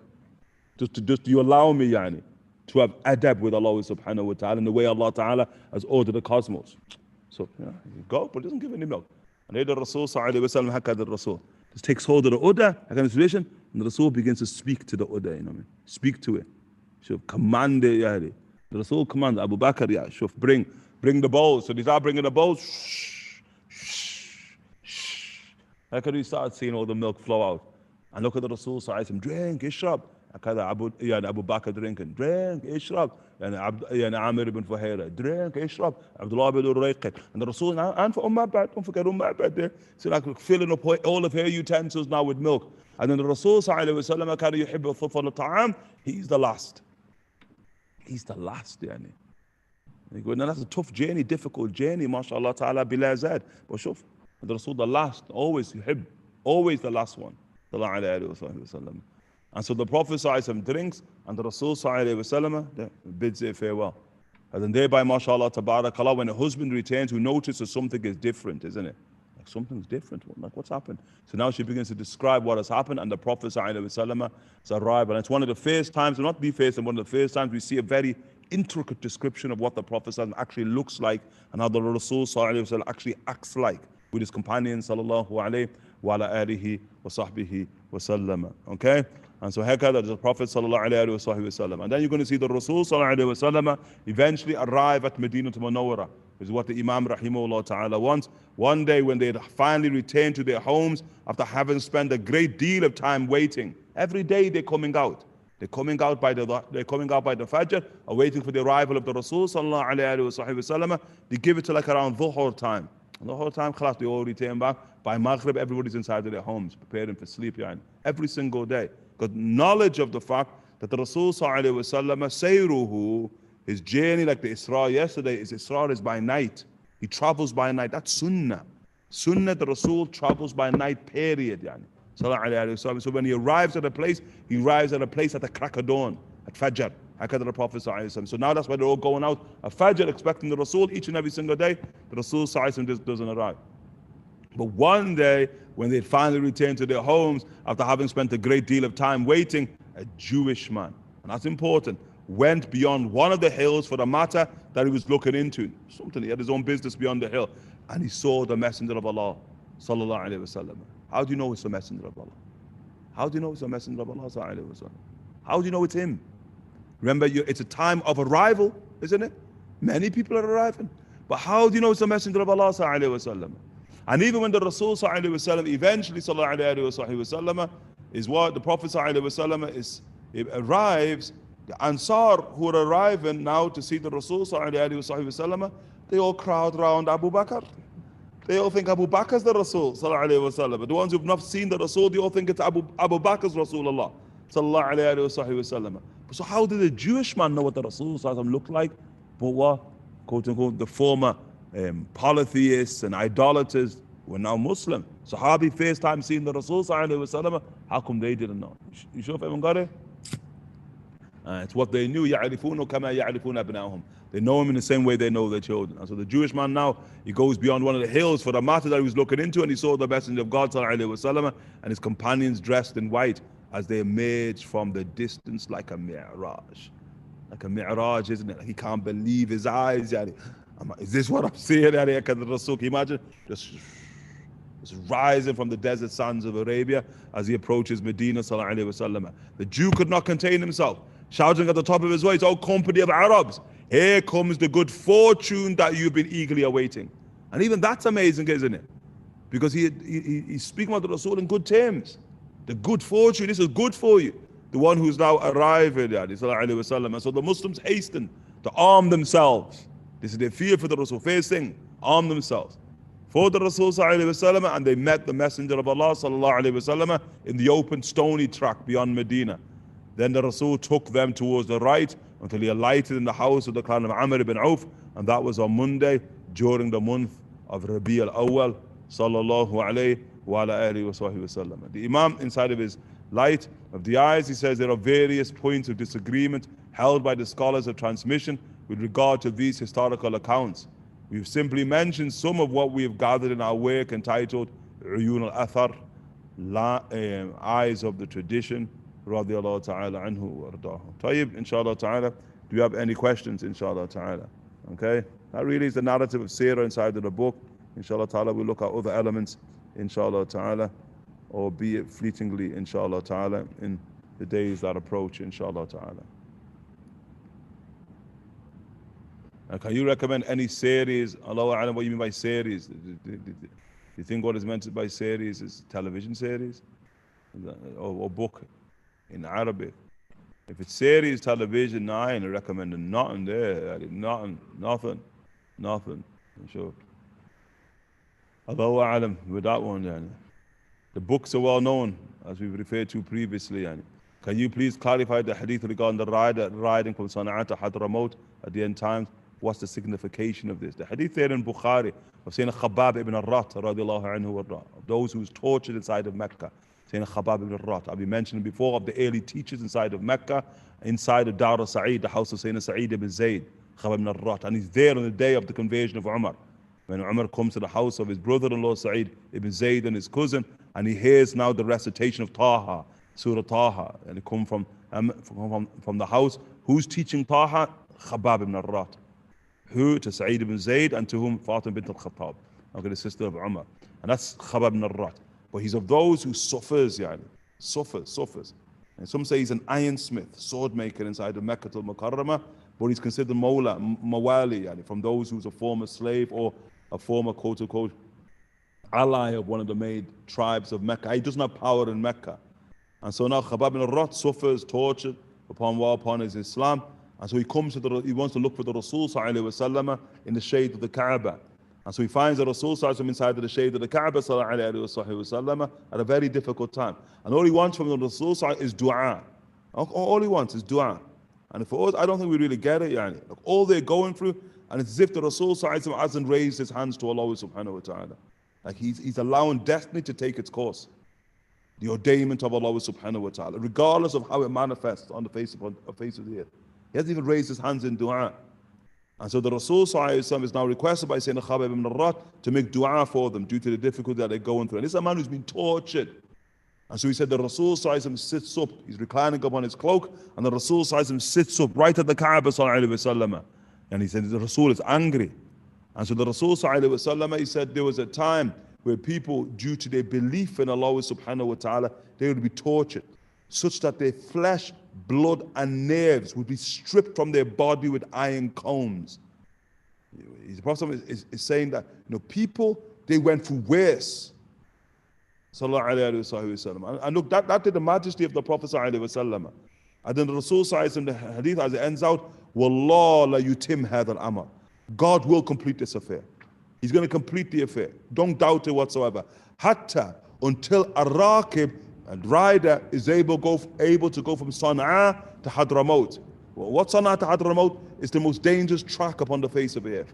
To this day, it is dangerous, yani to move from Sana'a to Hadramaut, dangerous, to move upon that track. And the Rasul's given the analogy there. See that track of land that is extremely dangerous for anybody to traverse upon? The time will come that somebody can traverse upon that and they have no fear whatsoever. In riwayat, they won't even fear, save what a shepherd would fear for his sheep. A wolf taking one of the sheep or what have you. But they have no fear whatsoever. Allah is going to complete the affair. Jalla Jalalu wa ta'ata azamatu. But the point we were using, it flows to Hadramaut, not the opposite way. It flows to Hadramaut, and it's going to be difficult for anybody to argue about the importance of Hadramaut in this day and age. You get the point? And you don't know it until you go there. And I'm not just talking about like who's there. I'm talking about who comes there. You get the point? What flows to Hadramaut, yani. So back I used to see in the age of saying Abu Bakr bin Salim. When Abu Bakr bin Salim, now the Abu Bakr bin Salim, Abdullah bin Umar al-Shatri, sorry, Abdullah bin Umar al-Shatri, they make mention of Abdullah bin, like, the dreams of what? Of how students from all around the world will come. They'll study at his feet. Allah Ta'ala brings how He brings. And Allah Ta'ala brings how He brings in the progeny. Jalla Jalaluhu wa Ta'ala, and then progeny in the progeny. Do you get the point? And those who are influenced by it, yani. And even the fulfillment of what? Of them coming from all around the world to the likes of Abdullah bin Umar al-Shatri. And Abdullah bin Umar al-Shatri, he's the founder of the Ribat inside the Tarim, in which the father of Habib Umar taught. And then from the father of Habib Umar himself. And no doubt the greatest manifestation Hadramaut has ever seen. Shuf, of the four corners of the earth. We're not just talking about students, ulama, yani, sulaha, awliya, flow into one place from whatever culture upon the face of the earth. The greatest manifestation Hadramaut has ever seen is in the age in which we're in now, under Habib Umar bin Hafid. Okay? Until, that's why, when we first went to Hadramaut, very first went to Hadramaut, what year was that? Like 1997 or something, 1997. We go to Hadramaut, we're having Hadramaut, like there wasn't even a road from Sana'a to Hadramaut. There was no road, no road, yani. You were in the desert there. From Sana'a to Hadramaut, none. Like Hadramaut was like alam akhar, yani. Shuf. It was whilst we were there, Germans started building the road. It was the Germans who built the road. And we remember, the Fakir remembers clearly when that road, the Germans began to build it, Habib Umar said this is the beginning of the fulfillment of the hadith of the Rasul. Until the rider goes from Sana'a to Hadramaut. The hadith was speaking about in Sahih Bukhari. Okay? Sayyib, anyway. I have heard, it's the issue of the end of time. Hadramaut plays a very, very important role at the end of time scenario. Very, very important. Critical role. That's what we mean by it flows to Hadramaut. Okay? I have heard there are several learned and pious scholars in Ahsa in Saudi Arabia. Yeah, of our teachers. And we mentioned to students before about the mapping of the haram. That's of the Shaykh of Ahsa, Sheikh Abdullah al-Qadi, yani, and his Shaykh, mashallah ta'ala. Taqir met many of his Shaykh, like yani, Sheikh Ahmed al-Dughan, mashallah ta'ala. The great Imams. Sheikh Ibrahim al-Ahsa'i, the great Imams, yani. These are great Imams of what? Of Al-Ahsa. Ahsa, very, very special place. They mention it's the only place where you're going to find the four madhabs. The Hanafis at the level of Shuyukh, the Hanafis, the Malikis, the Shafi'is, the Hanbalis. They even mention the Shia. The Shia there as well. So, never mind the Shia, Salafis there as well, yani. So, they're all there, everybody there, yani. Allahu Alam, the Fakir made Hajj. Yani, Fakir made Hajj. I won't go through the entire narrative, but we made Hajj. Anyway, we ended up in some type of, confrontation, yani. Confrontation, that's all I will say, yani. But then Allah Ta'ala blessed us, because who was it with? It was with certain people, but they were from Ahsa. MashaAllah Ta'ala. And although they had their way of seeing religion, MashaAllah Ta'ala, did they have adab? MashaAllah Ta'ala. MashaAllah Ta'ala. You get the point? The Fakir was like, Subhanallah. Ahsa, a special place, yani. Even with the did, they come out like the nid, yani. Even with those who oppose, they come out like those who support, yani. You with it? That the etiquettes were just profound, yani. The Fakir said, MashaAllah Ta'ala, Ahsa, a very special place, yani. It's a place you zar, it's a place that if you have the opportunity to visit, you visit, yani. You visit it. Very special people, yani. But the most special people on the face of the earth are from Ahsa, yani. MashaAllah Ta'ala. Tayyib. Naam, so that's Ahsa. Speak to the people of Ahsa. If you hear that the Muhammad Abdul Wahhab people attacked and killed the scholars of this place in the past, is this an accurate account? Allah Ta'ala alam. Ahl Mecca Drabi Shi'abi had people of Mecca know their place best. Should we not swim in the Dead Sea? They said that the salt has benefits.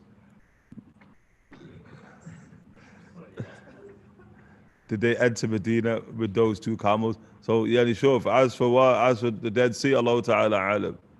Allah alam about swimming in the Dead Sea.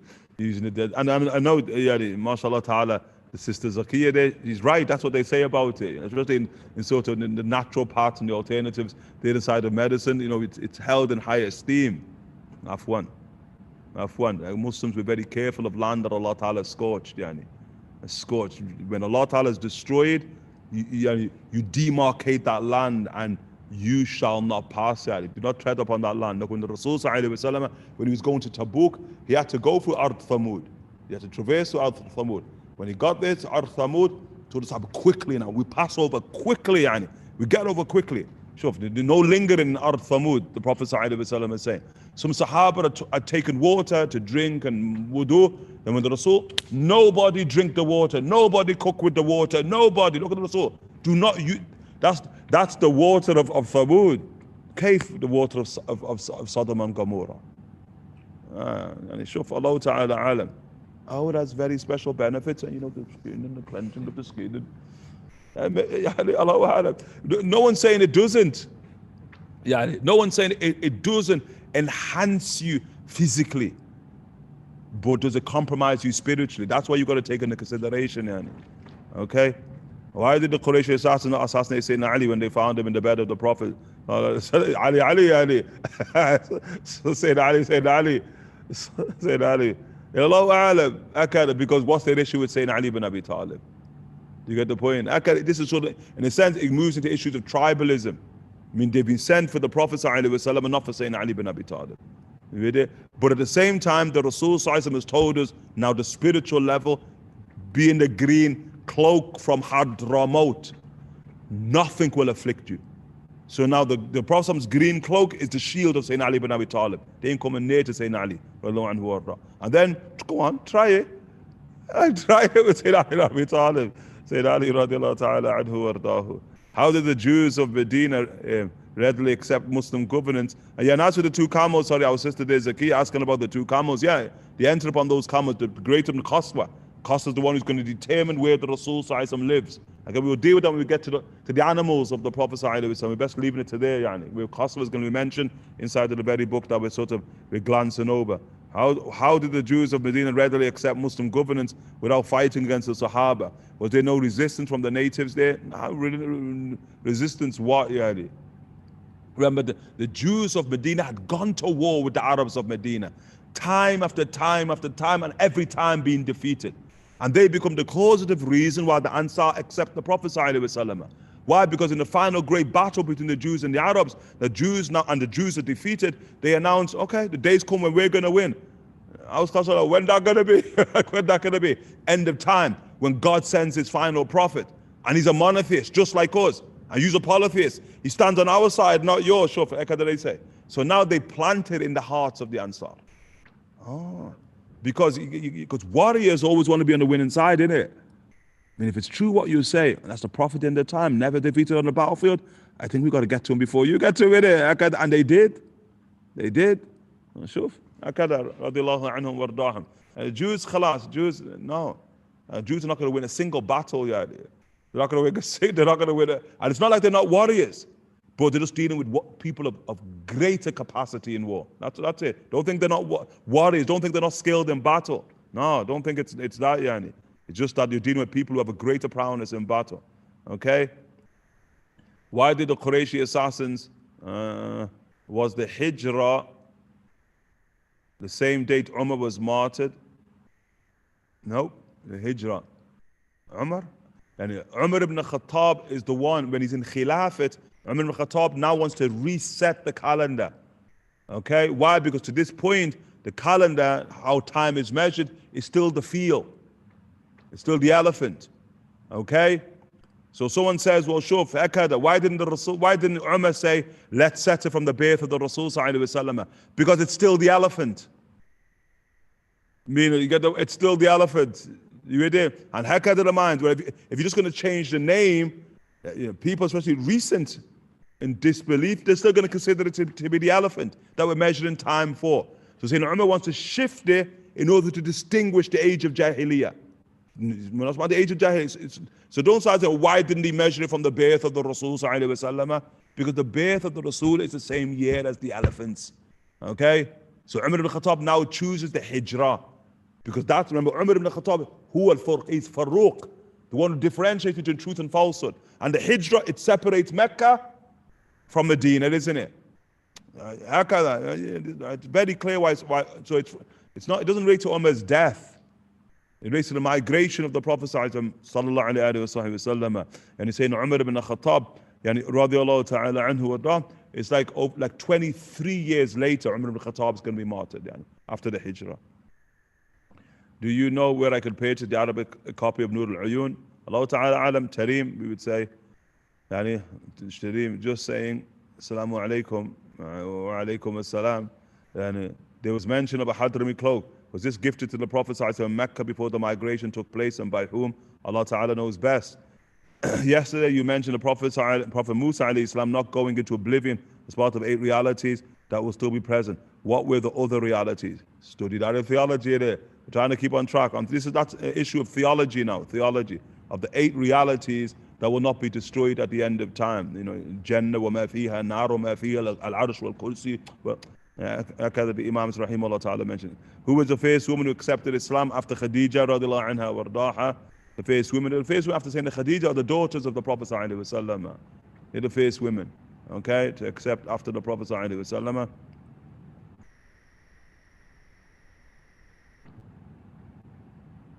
And Allahu A'lam. Also, you don't have to answer this as it's sport because it's not about a lesson. Okay, you mean lesson in the madrasa. Okay, I got that. Is there a book we can read about numerology in Islam? Allahu Ta'ala A'lam. Okay.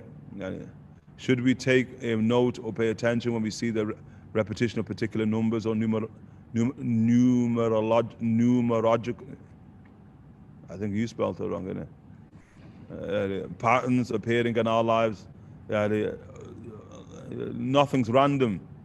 Everything's at the hand of Allah Ta'ala, so nothing's random. So you should try to take note of as much as you can, so long that it doesn't disturb your muhimmah in life, which is to worship Allah subhanahu wa ta'ala.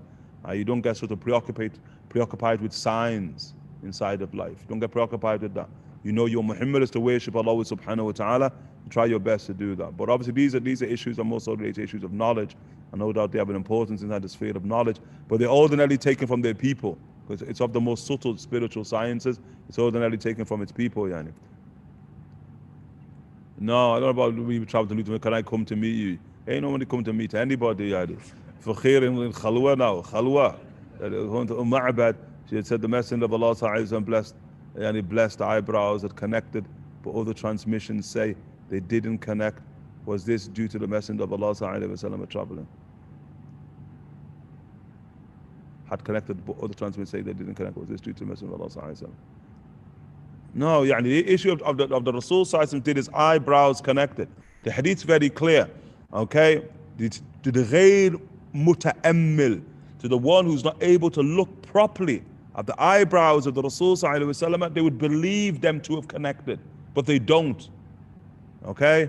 And then some of the Imams rahimahullah ta'ala say the reason why, because in Sayyidina Hind ibn Abi Hala lahu nurun ya'aluhu, that the Rasul has light here, his nose, and saying after describing the nose of the Rasul Sayyidina Hind says there is light above it or light above him. Different ways it's interpreted. So some say it's that light now does not allow the one who looks at the Rasul to truly see this element of the face of the Prophet sallallahu alaihi wasallam. Okay? Okay, and so the reality, the eyebrows don't connect, okay, but it seems as if they do.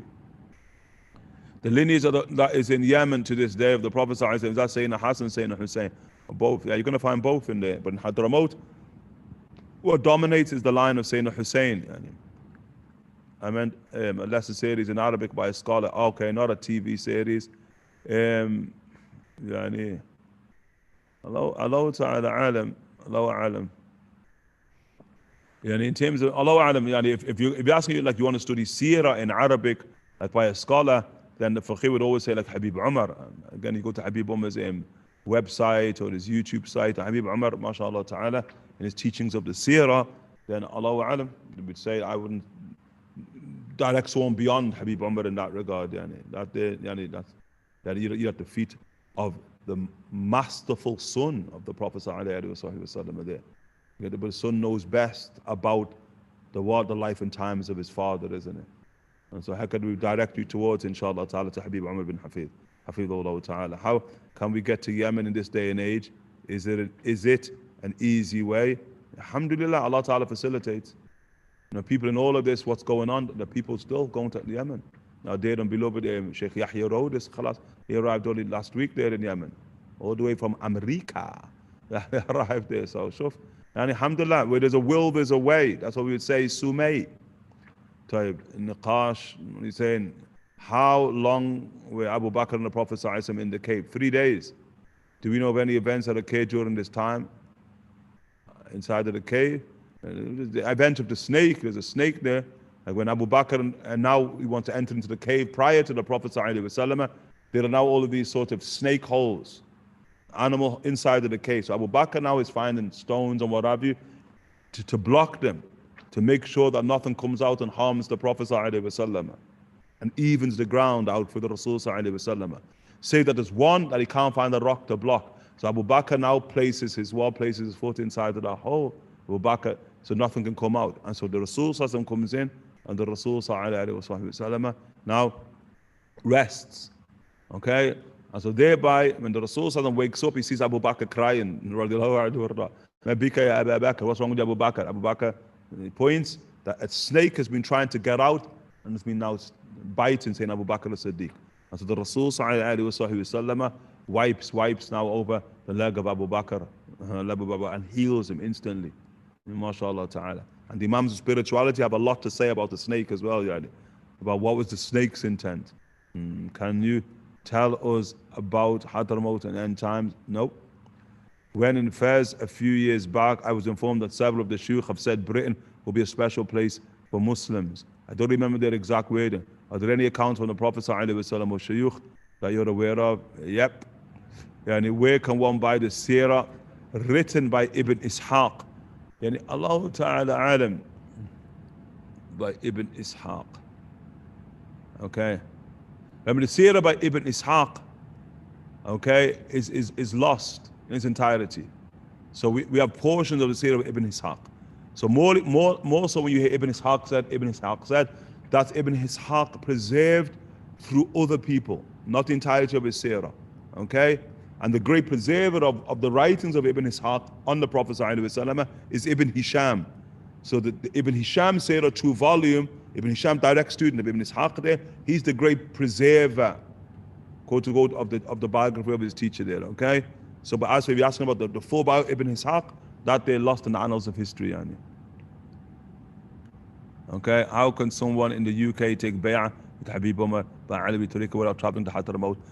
Allahu Alam, that without traveling to Hadramaut is a bit problematic there. You get the point, without traveling to Hadramaut. So, Allah Ta'ala Alam. If the bay'ah means Allah, travel to Hadramaut. And no doubt there can be ways, can we just say, the likes when Habib Qadim comes, if Habib Qadim opens up that door, and Qadim, mashallah ta'ala, came regularly over the last decade, more than a decade and a half, he's been coming regularly, Habib Qadim, but shuf. So the door could open there. But if bay'ah means that much, the road leads to Hadramaut, okay? From last night's reading regarding the ascension, I hear that when the Prophet was ascending beyond the point of Sidratul Muntaha, Allah alone made him hear the footsteps or voice, condiment which of Sayyidina Abu Bakr to calm him. Have you heard this? It's mentioned, but Allah Ta'ala alam with its authenticity. These stories suggest that we should have certainty in the Prophet ﷺ in all situations, dangers more than trust. Is this correct? I'm not understanding why it's certainty more than trust. Remember, the religion here, the religion is what? Is a religion of certainty. That's the first. And when you say trust, it depends how you understand trust, but trust is a degree of certainty. It's one of the higher degrees of certainty. And so the point I'm making here is that certainty and trust, the reality, they're the same thing we're speaking about in the way we see the world, Muslims, okay, in our scheme, okay? Our tours for our du'as. And the du'as, may Allah Ta'ala bless you and bless Albania, mashallah, tabarakallah, bless, inshallah Ta'ala, Albania. He mentioned Hadramaut and Hajjaj being places where the Prophet ﷺ has been spiritually. Where is Hajjaj? We say not Hajjaj, Hajar. Hajar. Hajar is ahsa, it's called ahsa. Okay, but in the language of the Rasul, it's called hajar. Okay, like you speak about qullatayn, qilal hajar, the buckets of hajar. Hajar is ahsa. Okay, ahsa, eastern Saudi Arabia, oil province. Hadramaut be of great importance towards the end. How can we get to it? And will this lead to Medina in the end? Yep. Okay, mashallah ta'ala. Yep. You get to Hadramaut by what? By Bukhanatikhit. I think it's not as easy, but mashallah, great places, they're never as easy, isn't it? Great places, they're invited by God. You're invited by Allah Ta'ala to them. You reach Hadramaut, there's degrees of tawfiq that Allah Ta'ala brought you to Hadramaut. You get the point, like our teacher Murabit al-Hajj in the deserts of Tuamrat used to say, nobody reaches me except the people of tawfiq. Like you reach Murabit al-Hajj, rahmatullah alayh, past now, there was a serious degree of tawfiq, to reach Murabit al-Hajj. وَكَذَلِكَ Hadramaut. I mean Hadramaut in particular, Tarim, the spiritual capital of Hadramaut. Okay? How did the daughters and sons of Sayyidina Abu Bakr migrate? Did they reach Medina before them? No, they come after. They migrate with the family of the Prophet ﷺ. So the daughters of the Rasul ﷺ, the tradition Ayman, the family of Abu Bakr, they're going to migrate together. Again, and there can be exceptions with some of the daughters of the Rasul ﷺ who were held back. Okay? How can everyone be saved, or will it be a few? Okay? I don't understand that question, to be honest.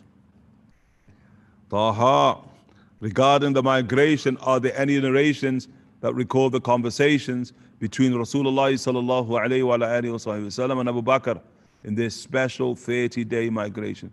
Also, Allahu a'lam. Also, I mean, obviously, there are traditions in the Rasul sallallahu alayhi wa sallam, but I don't think in the way that you're asking.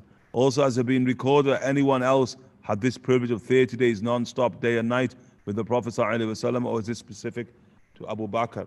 Allahu a'lam, yani. Allah Ta'ala a'lam. You obviously got to look at the likes of Maysara, isn't it? Look at Maysara. Maysara, remember he goes all the way to Busra with the Rasul ﷺ. Remember Busra approaching 1 month there and 1 month back.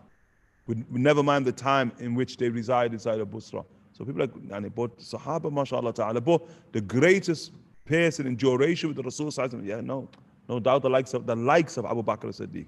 And that's a companion in the fullest sense of the word. So it's not even just these 30 days, day in, day out, day out. Remember, Aisha said there's never a day saved that the Prophet ﷺ and Abu Bakr.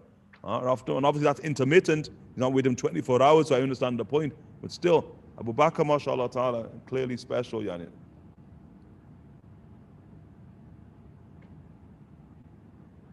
Is there any history on what was in the place the Prophet ﷺ was resting today before he migrated to Medina? Yeah, you'll find that in the traditions. Like you find traditions that it was a graveyard of the Mushrikeen. It was owned by orphans from Banu Najjar. So it's a graveyard. But what is interesting though about the graveyard of the Mushrikeen, like where the mosque of the Prophet ﷺ is. Okay, like what is interesting is the riwayah that relates to Sayyidina As'ad ibn Zurara, rahimahullah ta'ala, Sayyidina As'ad ibn Zurara, of the first people from the Ansar to enter into Islam. His name is As'ad ibn Zurara, mashallah, died very young, Naqib al-Ansar, considered one of the leaders of the Ansar. And so that As'ad ibn Zurara, he's the first person on record to have the Jummah. That's As'ad ibn Zurara. So the Jummah that we're all trying to pray in these days, these COVID days, that Jummah, the first person to gather Sahaba for Jummah, his name is As'ad ibn Zurara, Imam of the Ansar, Imam of Banu Khazraj. Okay, radiallahu anhu, dies young. He's the first person to die in Medina. First one, period, to die in Medina is As'ad ibn Zurara, radiallahu anhu. I'm talking about in the Nabawi period, from the arrival of the Rasul sallallahu alaihi wasallam, who's the first person to die, As'ad ibn Zurara. That's al-itlaq. And the riwayas of Uthman ibn Mad'un, but Uthman ibn Mad'un dies 2 years after As'ad ibn Zurara.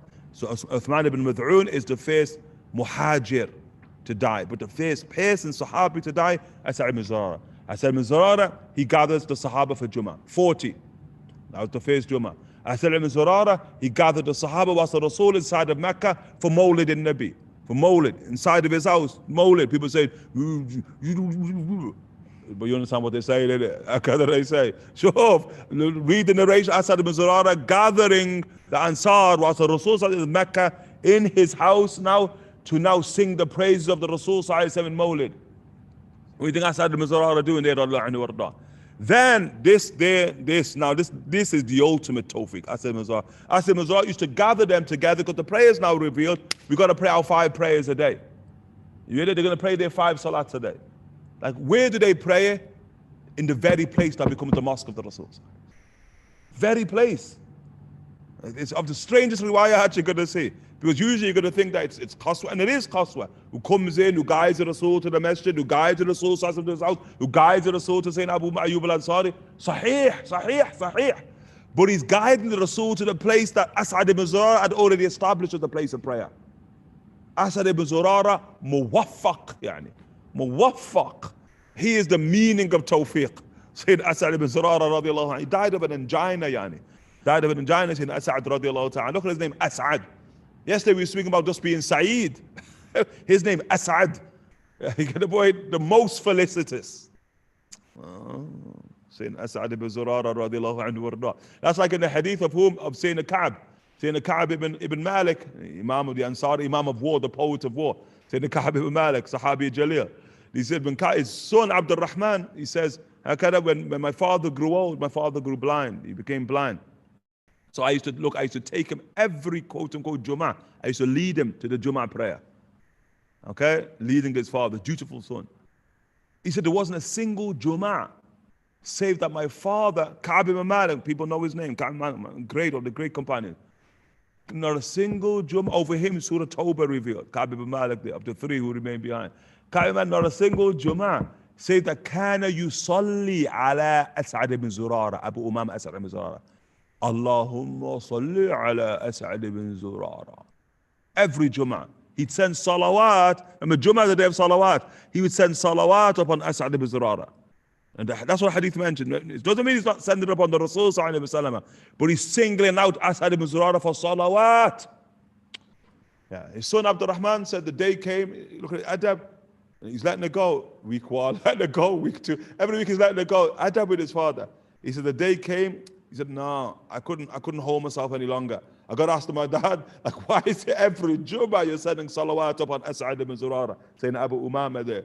And he said, because he was the first one to gather us at the Gully Ridge there in Medina to Munawwara. 40 of us on that day for the Jummah. And we prayed Jummah because of him. Okay, that's in As'ad ibn Zurara. Imam, subhanallah. Some Sahaba was fascinated, yani. You get the point. Like Barar ibn Ma'rur. That Barar ibn Ma'rur, you could say he's the first to die in Medina, but he dies before the Prophet arrives in Medina. Like now the Rasul making hijrah, saying Barar ibn Ma'rur dies, yani. Subhanallah, that's Sahaba Ajib, yani. Now when they want to go to Mecca now, this is Bay'at al-Thaniya, al-Aqaba, they want to go to Mecca. All the time, now prayer is being revealed as we looked at last night, Isra al-Mi'raj. So say the Barar radiallahu anhu warda, where is he praying? He's praying towards the Kaaba. Everyone else praying towards Jerusalem, yani. He's praying towards the Kaaba. The Qibla is Jerusalem at this point in time. But he's praying towards the Kaaba. The only man. So now when they're leaving Medina, Yathrib, to head for Mecca, it comes for Salah, they stop for Salah. Who's telling us this? Ka'b ibn Malik, we just made mention of Ka'b ibn Malik who goes blind, end of his life. Say the Ka'b ibn Malik, he sees Barar ibn Ma'rur, we're all praying one direction, north, he's praying south. He says, yeah, Rajul, you have to stop that, yani. You have to stop that, stop it. He prayed with us north. He said to yourselves, I'm praying to the Kaaba. Look, where do we get that from, yani? Ka'b ibn Malik gonna grass him up. As soon as he reaches Mecca facing, find the Rasul, he grasses up, say the Barar. He says, Ya Rasulullah, we're all praying as instructed towards Jerusalem. Yani Bara is praying towards the Kaaba. He's praying south. Note, look, the Rasul sallallahu alaihi wasallam, it's mentioned that the Rasul sallallahu alaihi wasallam in Mecca, the Rasul sallallahu alaihi wasallam used to pray towards Jerusalem. But he used to put the Kaaba between him and Jerusalem. Everyone got the point? So the Rasul sallallahu alaihi wasallam would pray at the south side, the Yemeni side of the Kaaba. There's the Kaaba and Jerusalem's beyond that. Look at the Rasul sallallahu alaihi wasallam. But when you go to Medina, you can't do that. Because now it's 2 opposite directions. And that's just in the world in which we're in, you can't do it. Yani. But whatever. Yani. Like whatever. Sure. And so now, subhanAllah, the Rasul sallallahu alayhi wa sallam says to Sayyidina Barra, he says, don't worry, just be patient. Allah will confirm what you want. Just be patient, yani. Be patient for it to come down from the heavens, yani. Just be patient. So it's not going to come down to 2 years later, yani. You get the point? 2 years later. Yeah. By the time the Rasul sallallahu alayhi wa sallam arrives in Medina, Sayyidina Barra has passed away. Passed away. Radiallahu anhu warda. Passed away. Sure. Buried facing the Kaaba. Buried, I put my body facing the Kaaba. That's the first man, yani, facing the Kaaba. Everyone, the Qibla, Jerusalem. He's buried facing the Kaaba. Sayyidina Barra radiallahu anhu warda. That's special, isn't it? I mean, they were before anybody was. You get the point? There's like a different order of religious operation, yani. In reality, that's ma'na al-hunafa. That's the meaning of the hunafa. In the absence of prophetic activity, they're the people Allah Ta'ala yastafi man yastafi. Allah Ta'ala chooses, elects, subhanahu wa ta'ala. Subhanallah. Radiallahu ta'ala anhu wardahu. طيب, is the Sirah book Fiqh Sirah by Sheikh Abuti good for someone who hasn't read much on Sirah? Fiqh Sirah, mashallah. Dr. Sa'id rahimahullah ta'ala, that book azim, yani, weighty, thaqil, yani, upon the scales. The work of Dr. Sa'id Ramal al-Buti, okay? Yani, shuf, and the Faqir, Allahu Alam, and the Faqir saying in Arabic. I don't know how it turned out in English, because I believe there's an English translation, but what I believe, I heard, and it's a bit, you know what I mean? I don't know about the English translation. But I'm saying in the Arabic, mashallah, tabarakallah. That is a book that is weighty, yani. Dr. Sa'id Ramal al-Buti. The fiqh of Sirah, the jurisprudence, the understanding of Sirah, especially from the perspective of the law, yani. It's a book that is read, yani.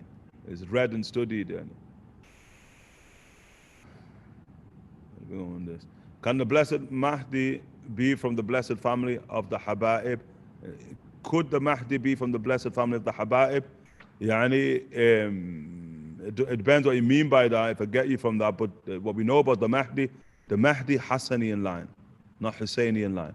Although of them say he's Hassani by father, Husseini by mother. That is an opinion people have.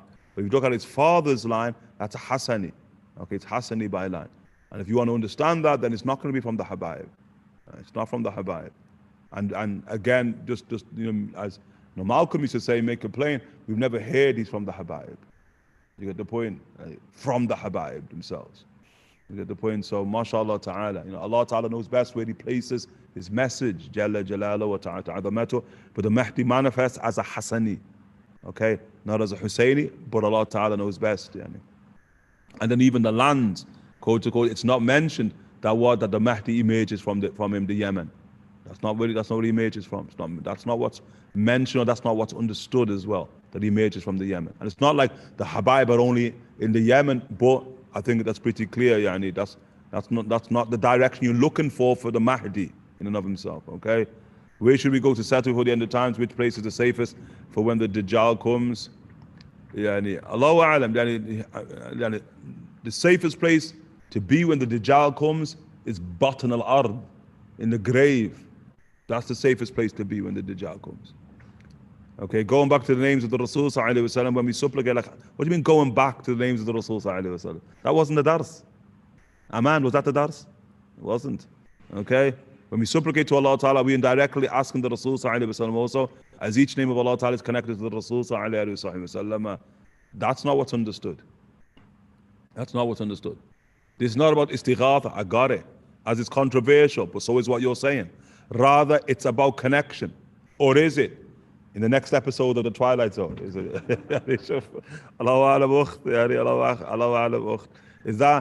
Is it true that Sayyidina Ali migrated to Medina walking? Allah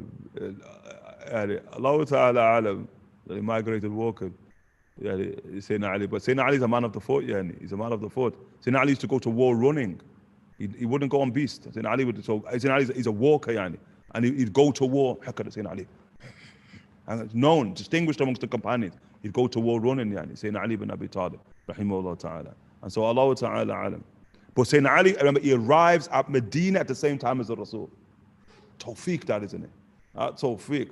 So as the Rasul now is going to enter Medina, Sayyidina Ali now arrives at Medina and enters into Medina with the Rasul at the same time, and Abu Bakr and others. Sayyidina Ali, mashallah, tabarakallah. What is the significance of the Prophet ﷺ being called Taha? And khalas, getting into names. Did the rest of the Muslims, like the females, migrate easily to Medina after Rasul ﷺ in Mecca? And it's not so easy. There's a story behind many a companion. Don't think migration was easy for many a companion, especially those who considered weak in society, whether they were slaves, whether they were former slaves, or whether they were women. Okay, don't think it's easy. I mean, as some of the Imams can attribute of the daughters of the Rasul are going to die because of the hijrah. You get the point? You're going to die when the camel is prodded and falls off the camel and causes internal bleeding, into which they eventually succumb from. We'll look at that inshallah ta'ala when we get to such chapters. So it's not going to be easy, yani. Your opinion, is it the time, like Allahu Alam, we don't really have opinions. We just try to teach what our teachers teach, inshallah ta'ala. Is the time to migrate and leave to go to Medina now, or do we still have time? Well, we've never heard the time to migrate and to leave to go to Medina is now. We've never heard that from our teachers. And Allah Ta'ala Alam, the Fakir, alhamdulillah, we have really blessed teachers. I'm pretty sure we would hear from them if it was time, yani. You get the point? I'm pretty sure. So it's not like, oh, I missed something there. And everyone else has been told. Burroughs, Mesakeen, and Liverpool and Huddersfield. Sure, we're like, oh man, we're the last to know everything all the time, isn't it? So Allahu Alam, I don't think that's the case, yani. Just make the best of wherever you're at now, inshallah ta'ala. When the time arrives, if the time arrives, yani, in such a way as you're insinuating, then I'm sure it'll be made known for those people of connection. Are there so many people that have dreams of the Dajjal in these days? Allahu Alam.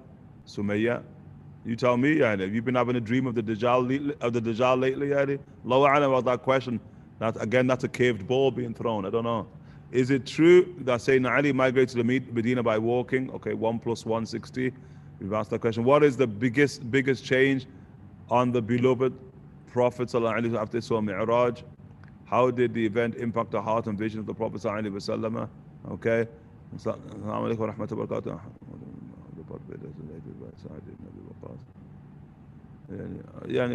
Allahu Alam. I'm just going to I'm going to read through and pick the ones, inshallah, as we try to close, inshallah ta'ala.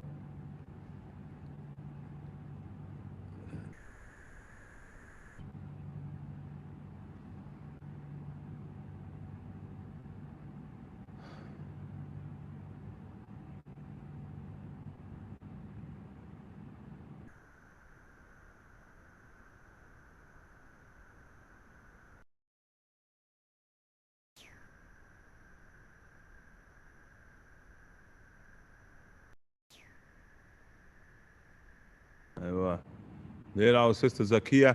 When I visited Sayyidina Ka'b ibn Malik radiallahu anhu in Istanbul, the caretaker of that grave said to us, people come and they think he is dead in his grave, but they don't realize I speak with him every night in my dreams. Anyway. Is there traditions that say that Imam Mahdi is born and raised in Morocco? Yes, the answer is yeah. Imam al-Qurtubi has a discussion in his Tadhkirah about the Mahdi being from Morocco. Is the coming of the Dajjal written in the Quran, or is this from the Hadiths? Also, was the Dajjal in the battle in the time of the Prophet as a human being and disappeared? Yes, that's all been dealt with. Yep, it's all been dealt with. And it is inside of the Quran. And the Dajjal, or the manifestation of the Dajjal, was in the age of the Prophet sallallahu alaihi wasallam, and he engaged in a battle after the age of the Rasul, not in the age of the Rasul sallallahu alaihi wasallam. Yeah, that's mentioned.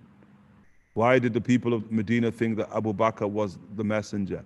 And that the Imams rahimahullah ta'ala did say shiddat tashabbuh. They said Abu Bakr rahimahullah ta'ala, due to the proximity of Abu Bakr and with the Rasul sallallahu alaihi wasallam in the cave. Because it's not said Abu Bakr looks like the Prophet sallallahu alaihi wasallam. That's not said. In the biographies, it doesn't look like the Rasul sallallahu alaihi wasallam. But he said, the Imams, and we took this with transmission, that due to the proximity of Abu Bakr, inside of the cave with the Prophet sallallahu alaihi wasallam, was shiddat tatabbu', the Sunnah, Abu Bakr's profound concern with emulating the Rasul sallallahu alaihi wasallam in terms of character. Allah Ta'ala daraba alayhi shabah. Allah Ta'ala now cast over Abu Bakr as-Siddiq shabah bil Rasul. You get the point? The likeness of the Rasul sallallahu alayhi wa alihi wa sallam.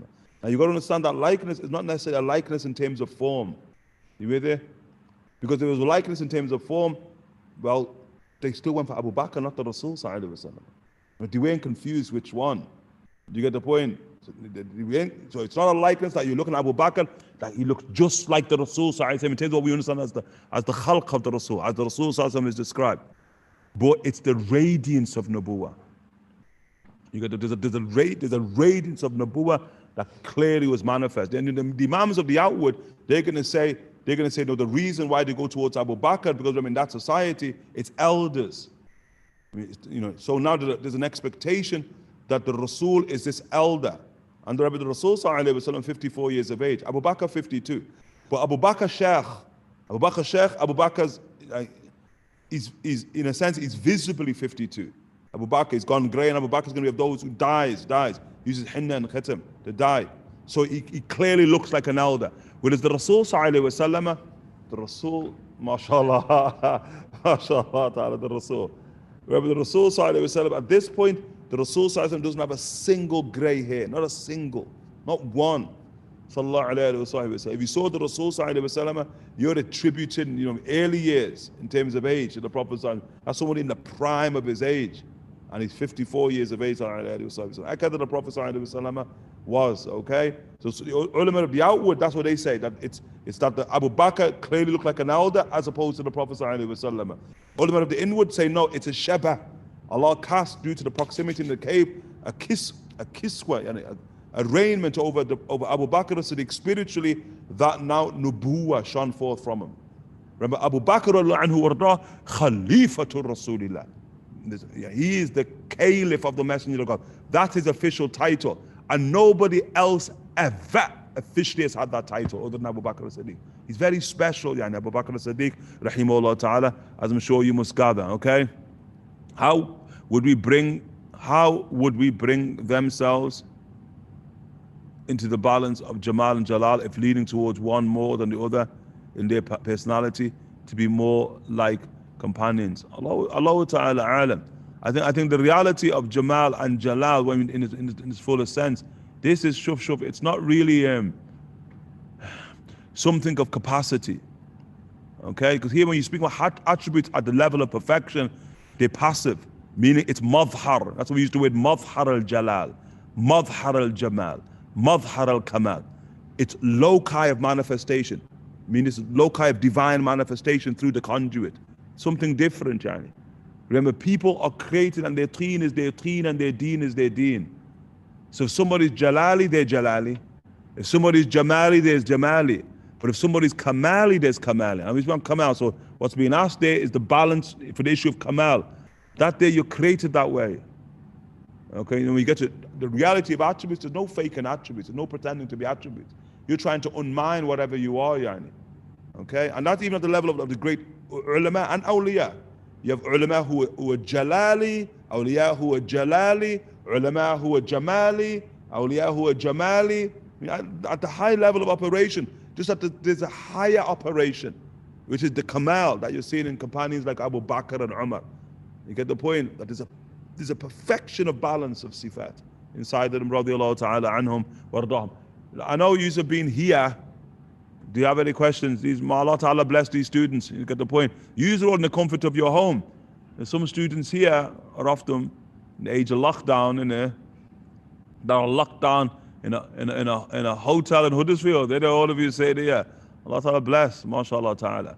How can it should be, how can it should be. Knowledge 24-hour affair, yeah, sure.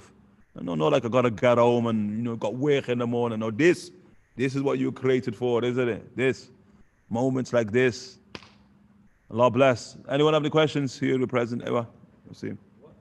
What prevented the Jews of Medina notice that the hour of Rasulullah and not following the way of Rasulullah? What prevented them? Clear enmity and hatred. Yani.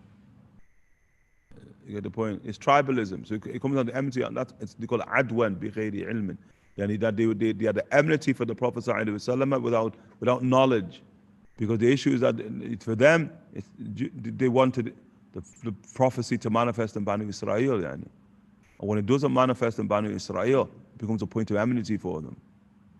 You see, it's here how culture, no matter how pure culture can be, and how high culture can be, and remember, the way of Banu Israel is a highway, yani. It's a highway.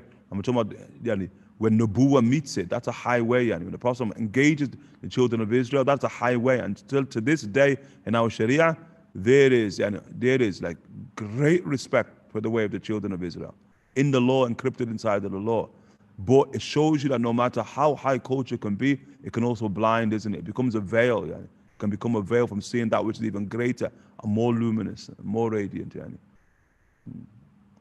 Any questions, inshallah ta'ala? Any questions?